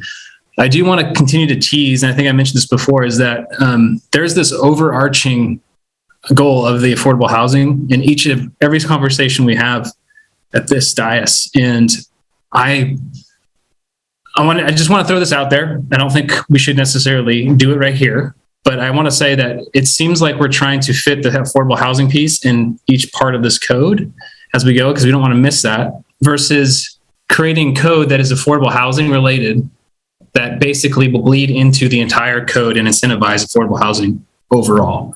It's two different ways to look at it. And I'm just kind of thinking, as I'm hearing kind of the conversation unfold over the weeks, I really am I'm leaning towards that more and more, that the city really should have an affordable housing section of its code that speaks to incentives for those that do affordable housing versus in this zone, if you do affordable housing X, Y, and Z. Just throwing it out there, probably spoke too much, but. No, but Joseph, actually, I would like you to expand on that a little bit. Sure. So there's affordable housing and there's affordable housing, right? Affordable is a relative term depending on what your income is. And then there's the deeply affordable, 30% area median income, blah, blah, blah, blah, blah. That, which almost always is going to come from either a nonprofit or a government, paid for project. And in all likelihood, the nonprofit will be using government funds. There's also the affordable aspect of building 4 700 square foot units or 1,000 square foot units, as opposed to one 4,000 square foot unit. You're getting 4 houses that they're not going to charge as much because the market won't bear it, right? They'll charge whatever the market will bear, but the market won't bear $700,000 for a 700 square foot house. Mm-hmm. So I think we are trying to attempt to do both, and we're trying to not miss, as you say, opportunities to make sure that either aspect of that is maximized. But if you have thoughts about something, causality, so what I run into all the time with this stuff is we're allowed to allow, right? You can do this good thing. I'm interested in things that cause the good thing, because I think in a vacuum, as Lisa says, developers are going to do whatever maximizes their profit on that piece of land. And if we allow them to do, 3,000 square foot lots, and they can put whatever townhomes that they can then sell for $700,000, and that is exactly what they'll do. So if you see places that we should be adjusting this or talking about adjusting this for the causality of affordable housing and more environmentally sound development styles, by all means. I think that what we are running into here is we're being sloppy, and I include myself in this 100%, about when we're talking about housing affordability versus affordable housing. Affordable housing as a term that is, as the mayor defined, it's when you've got investment from the outside, nonprofits run it, versus housing affordability, which is middle housing and all of the market induced things that he described. Sorry, that was just really bugging me. I had to say it. Thank you for letting me. Well, and that housing, I mean, they're both things that are goals for us, right? I mean, they have been our goals. But in terms of, there's sort of CET and the organizations that build affordable housing, that's kind of a different thing than we're really doing in this package. And I mean, I guess we don't want to impede that, but I just go back to the comp plan discussions, and I go back to thinking about walking around, Laurelhurst and some of the old Portland neighborhoods that have a mix in there. They have a little garden apartment in next to the giant fancy houses. That was the way things were built for years until the, restrictive zoning laws. So if that's what we want to see, that sort of, less unaffordable housing, maybe we should call it, less unaffordable housing or less expensive housing options for people who still are not in the affordable housing bucket. I think that's the question before us in this whole packet, as I see it, is how do we create that, incentivize that?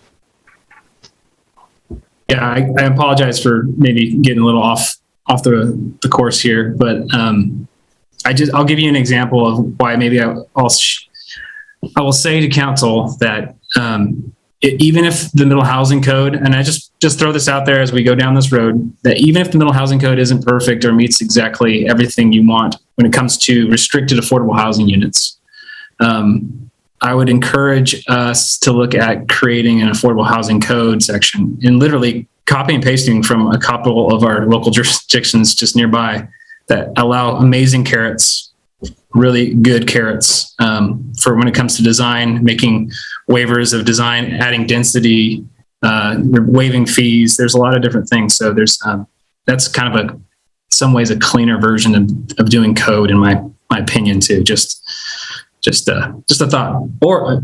And I mean, continue down this road and talking, obviously, but I just want to throw that out as like an idea that you don't have to catch everything right now. FYI, there's a possibility of other tools.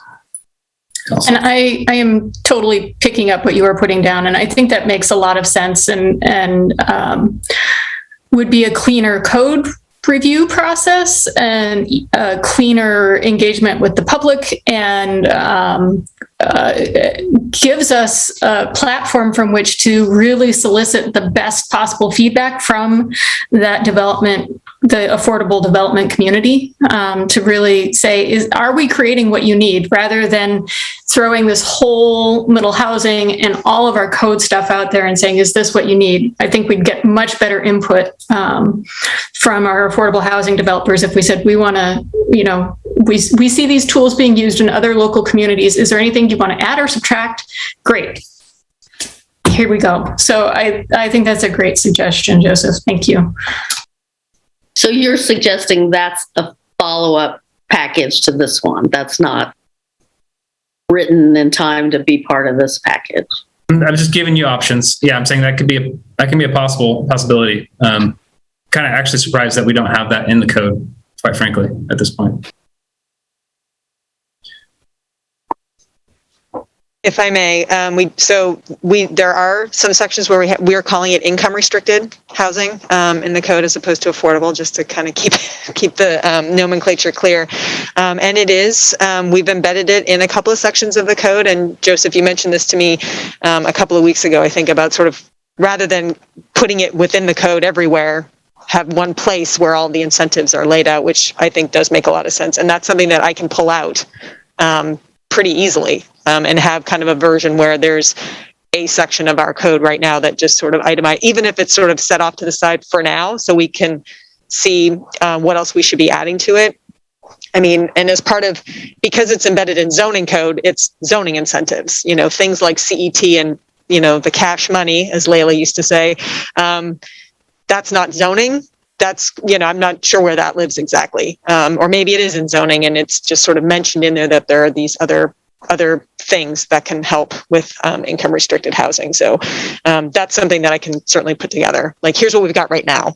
And let's talk about filling that out a bit more and see where we land once we get into the hearings. We can certainly do that. I don't think that's an issue. Cool. Yeah, it's on my to-do list for tomorrow. Okay. Are we ready to talk about parking? Let's do it. Okay. All right. Let me just share my screen just as a quick reminder, and then I'll turn the screen back off again because I think we already know what I'm going to say. Okay.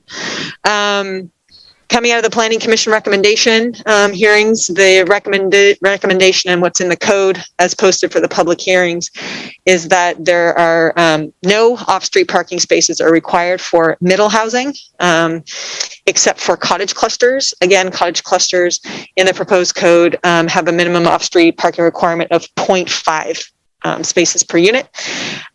We are also proposing that the required parking space for housing units, including single unit or single detached dwellings, can be within the driveway or in the setback. So that's a change from what we have right now. So we're not requiring folks to have that required space outside that setback. And then, of course, we have our existing parking modification process within the code that can allow for alternatives to parking location if a development has some creative ideas about where they would like parking to be located as part of their development. But again, the proposal as it is right now is 0 spaces per unit for middle housing. There's still off-street parking required for single unit dwellings and still off-street parking required for multi-unit complexes or multifamily development.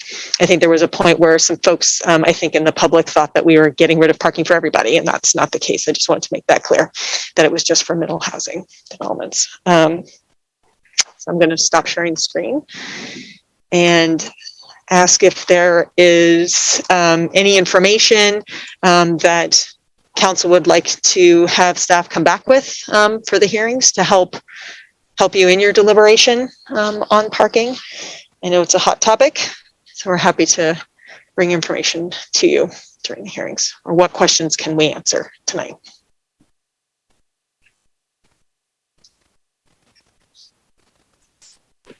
I would say I don't have any questions tonight. I do appreciate Vera has answered a few questions for me by email today and also last month. I am looking at the calculations that Commissioner Edge did. And I think they're cockamamie, to be perfectly honest. And I will be coming to the hearings armed and ready to talk about that.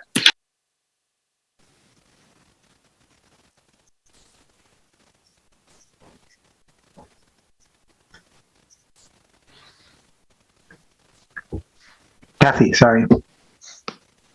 I think Anne may have actually had her hand up before. No, I did first. Okay.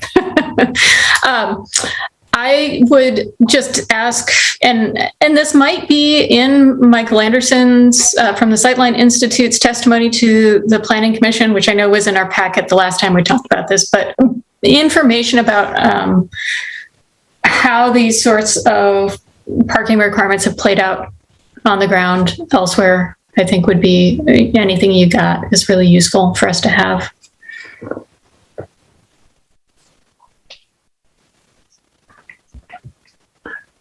Justin, I also just saw that your screen came on and I wanted to give you also an opportunity to say anything if you wanted to before I do. No, go ahead. Okay.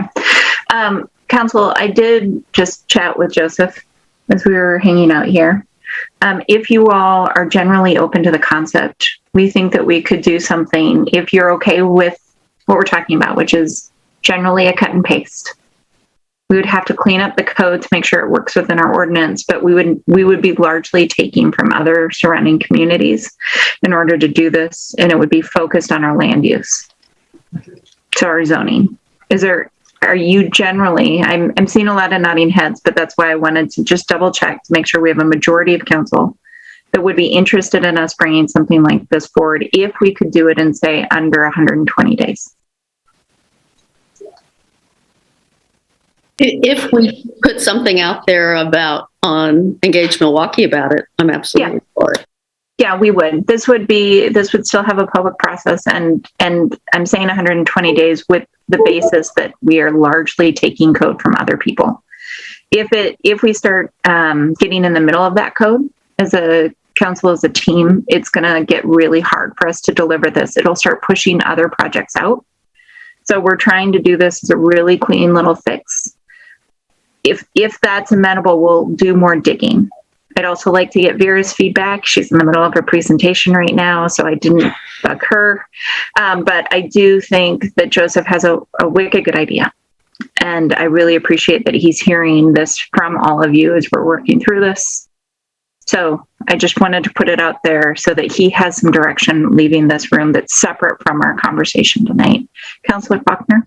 Yeah, I just wanted to make sure that I understood that we're talking about a supplemental process, and we're not really talking about cleaning up or changing what we're already considering here. Correct. Because I think, okay, thanks. This is 100% just an affordable housing code. So it's a small package that would be very specifically to the types of developments that the mayor described that are typically done by affordable housing developers and by nonprofits and government agencies. Okay. And I mean, I don't want to jump into it's not even really deliberative. It's what we're doing here is really meant to capture, the zones, the areas that we want to permit middle housing regardless of financing, because I just want us to always be keeping in mind that, the financing that is required to build those projects, the income restricted projects, is very little. There's not a lot of it. There's really not enough of it so this is really about,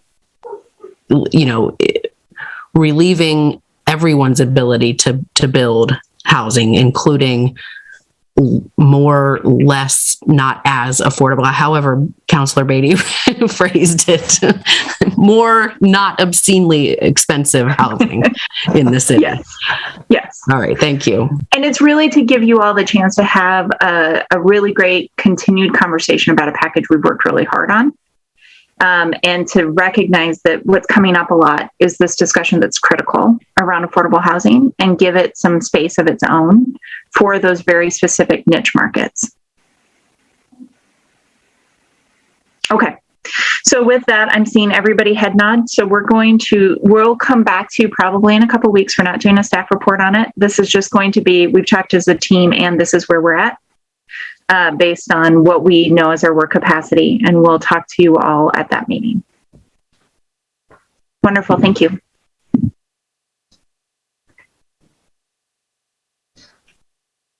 So we were at parking.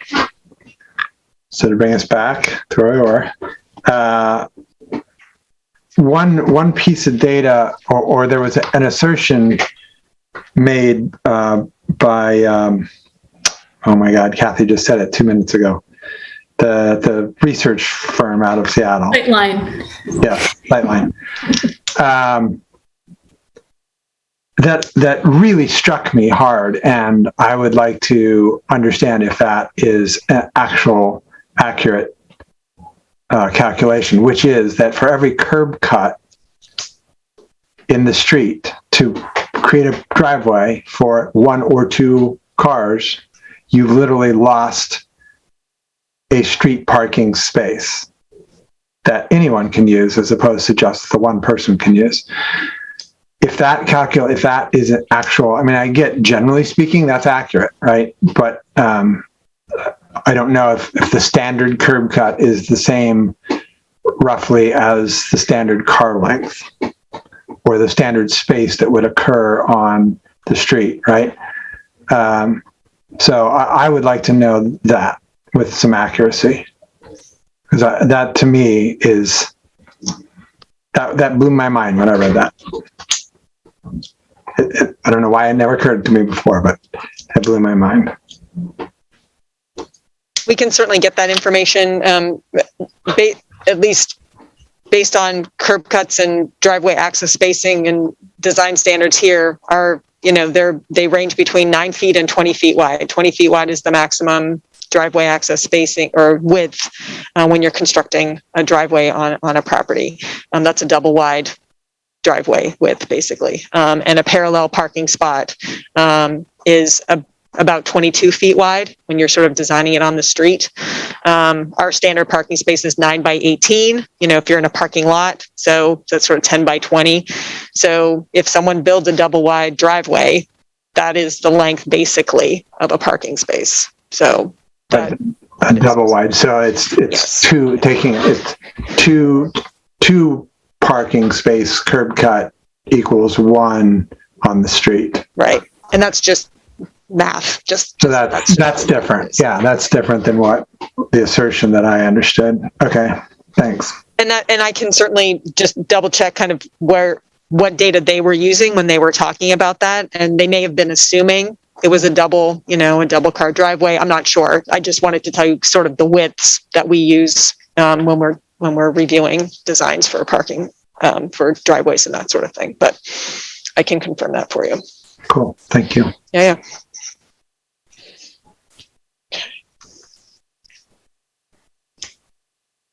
Anything else that can help you with parking? Not to find parking, but to talk about parking at the hearing. Okay. All right. So then the last thing we wanted to talk about is manufactured dwelling parks that are currently in our code and in a limited fashion. But when we were putting the code amendments together, we inadvertently deleted them basically in the proposed code. From right now, manufactured dwelling parks are permitted in the R3, R5, and R7 zones via type 3 review. And when we did the consolidation and we were going through the tables, we inadvertently made them not permitted in the RMD zone. So what we wanted to talk about or sort of let you know that what our proposal would be is we don't want to do that. We don't want to kind of get rid of that, is to allow them in the RMOD subject to type 3 review. What that means is that lots that are currently zoned R10 would now be RMD and would be able to have a manufactured dwelling park subject to a type 3 review. So it's opening up a bit more property to a potential manufactured dwelling park. We're not proposing any changes to the standards or the review process or anything like that. We're trying to clean up a mistake when we were putting the proposal together. And one of the aspects of the manufactured dwelling park review process is a minimum lot size of 2 acres. So I just wanted to put that out there as something to think about, that we're not proposing to change that. So there is still I would say a significant limitation on the location for a manufactured dwelling park in the code. If there was any concern about opening up additional property in the city to that proposal. So I just wanted you to know that that's something that we would be bringing forward as part of the public hearing process as a way of fixing that error that we made. Are there any questions about that or any information we can bring to you to clarify that for you? Has there been any direct outreach to any manufactured dwelling parks in or around the city? I mean, I hear, I mean, this is obviously an affordable housing option for people. And so I guess, I feel a little bit, we haven't had a lot of conversation about this housing type. And I'm just sort of wondering what kinds of input we've received, if any, or if we've even solicited that feedback, from the very folks who benefit or, provide that housing. we have not done any specific outreach to the manufactured dwelling parks that are around. There's one in the city limits, and then the other ones that are out off of Linwood, and so those are in unincorporated Clackamas County. But we have not done any direct outreach as part of this project with them to date.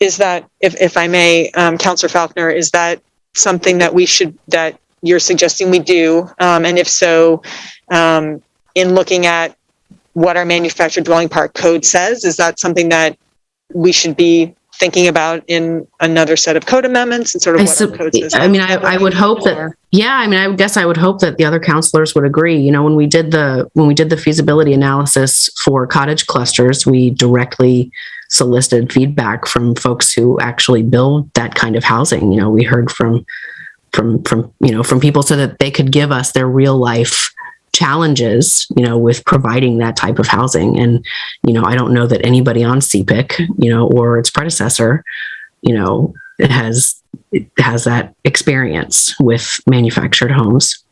So I don't know. It doesn't sound like it was much. It was actually considered very much during this process at all.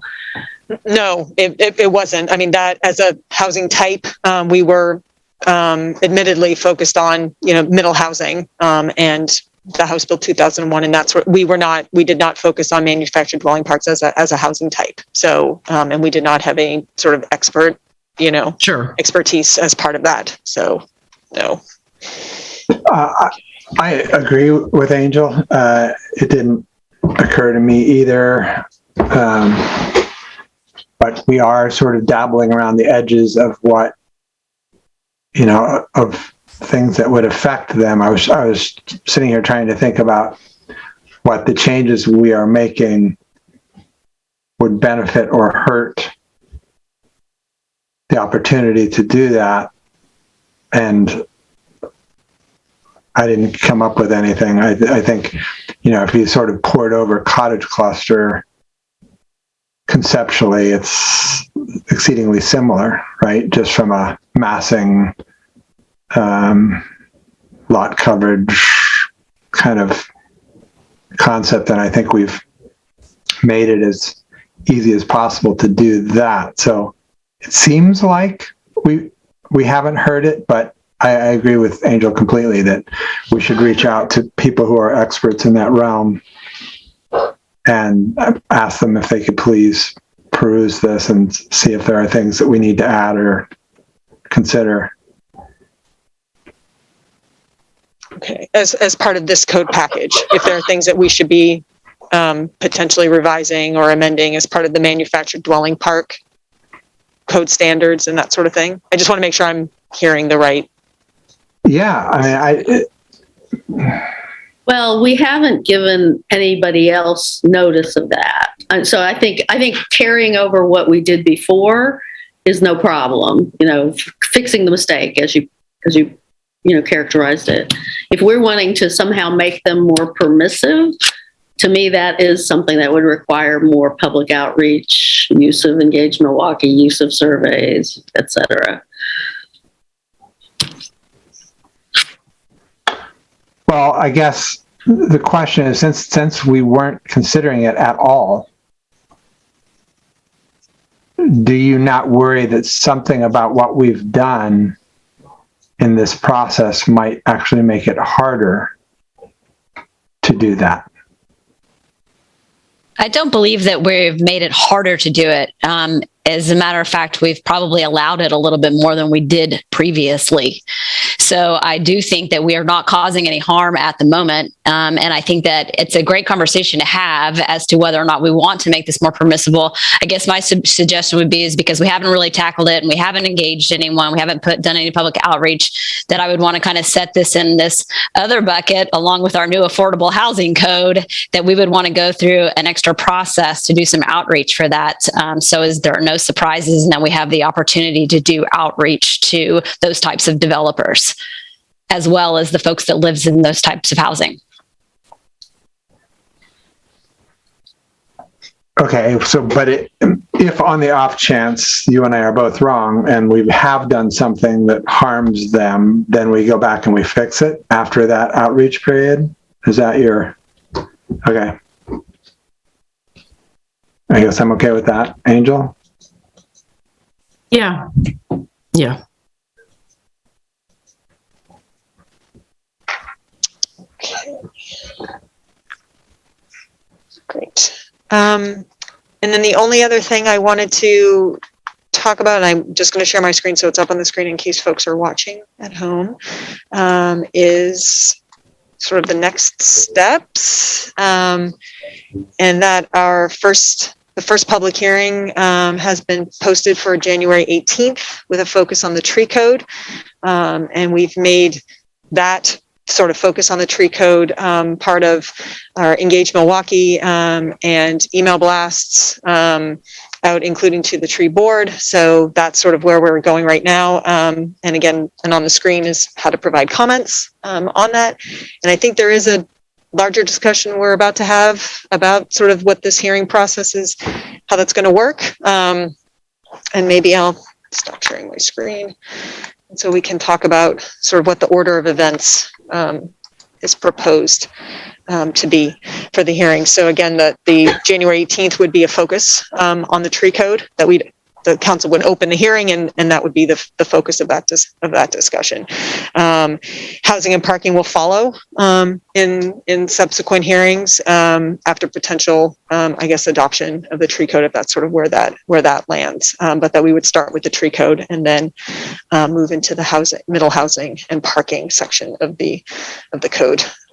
We certainly don't have a crystal ball. We don't know what public testimony is going to be like or anything like that, but generally it's a large code package to tackle, and that's why we're sort of giving it silos just to organize things. So again, the 18th is where we'll start. We'll start with the tree code and see what happens from there, I guess. Is there any questions or comments about that? Or words of advice? We'll take those too. Lisa, there you go. I just listened to the last Planning Commission hearing, and I was quite surprised by the dearth of comments on the tree code. I mean, there were a few, but I expected that because that was really well noticed. I think noticed better in some ways than the rest of the code, and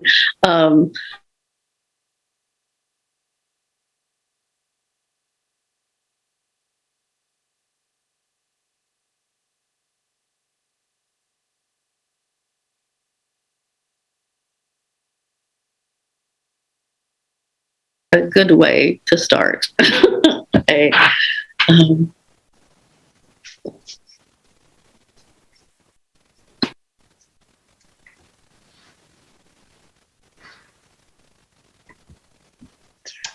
I think that is everything then that we have for tonight. We will be before you at our next regular session, and that's going to be led by Natalie and by Peter.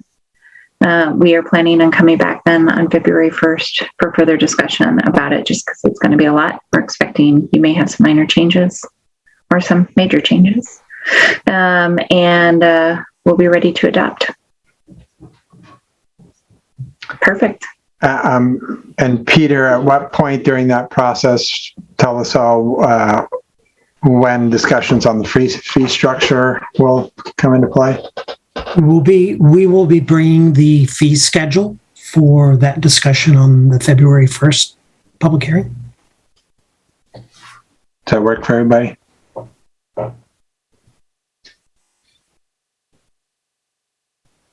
Okay. All right. Well, if that's that, great job, Era. Went faster and smoother than you thought it was, huh? Absolutely. Are we sure that's all we say? I know. Feeling a little left Sorry, Anna. Like, what is... I can tell you're all biting at the bit, ready to deliberate, and I think you all did a really good job holding your ground tonight and not jumping in and getting a preview of what you will be undoubtedly vocal and advocating your positions in our coming hearings. No, thanks. And again, if there's data, if there are pieces of information that are helpful for the hearings, please let us know, and we'll do our best to get it to you. Cool. Stay safe, everybody. Yeah. Really, I feel better. I just want to say Falconer, feel better. Thank you. I am super grateful to science, and that this, could be worse because, like I said, triple vaxxed and double masked and still got it. So.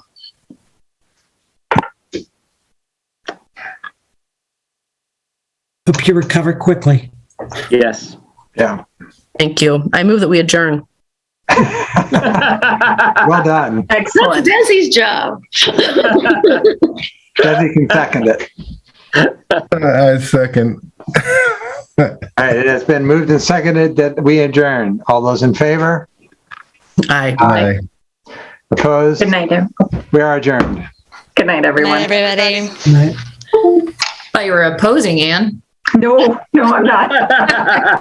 Get some rest. I'll talk to you later. Bye.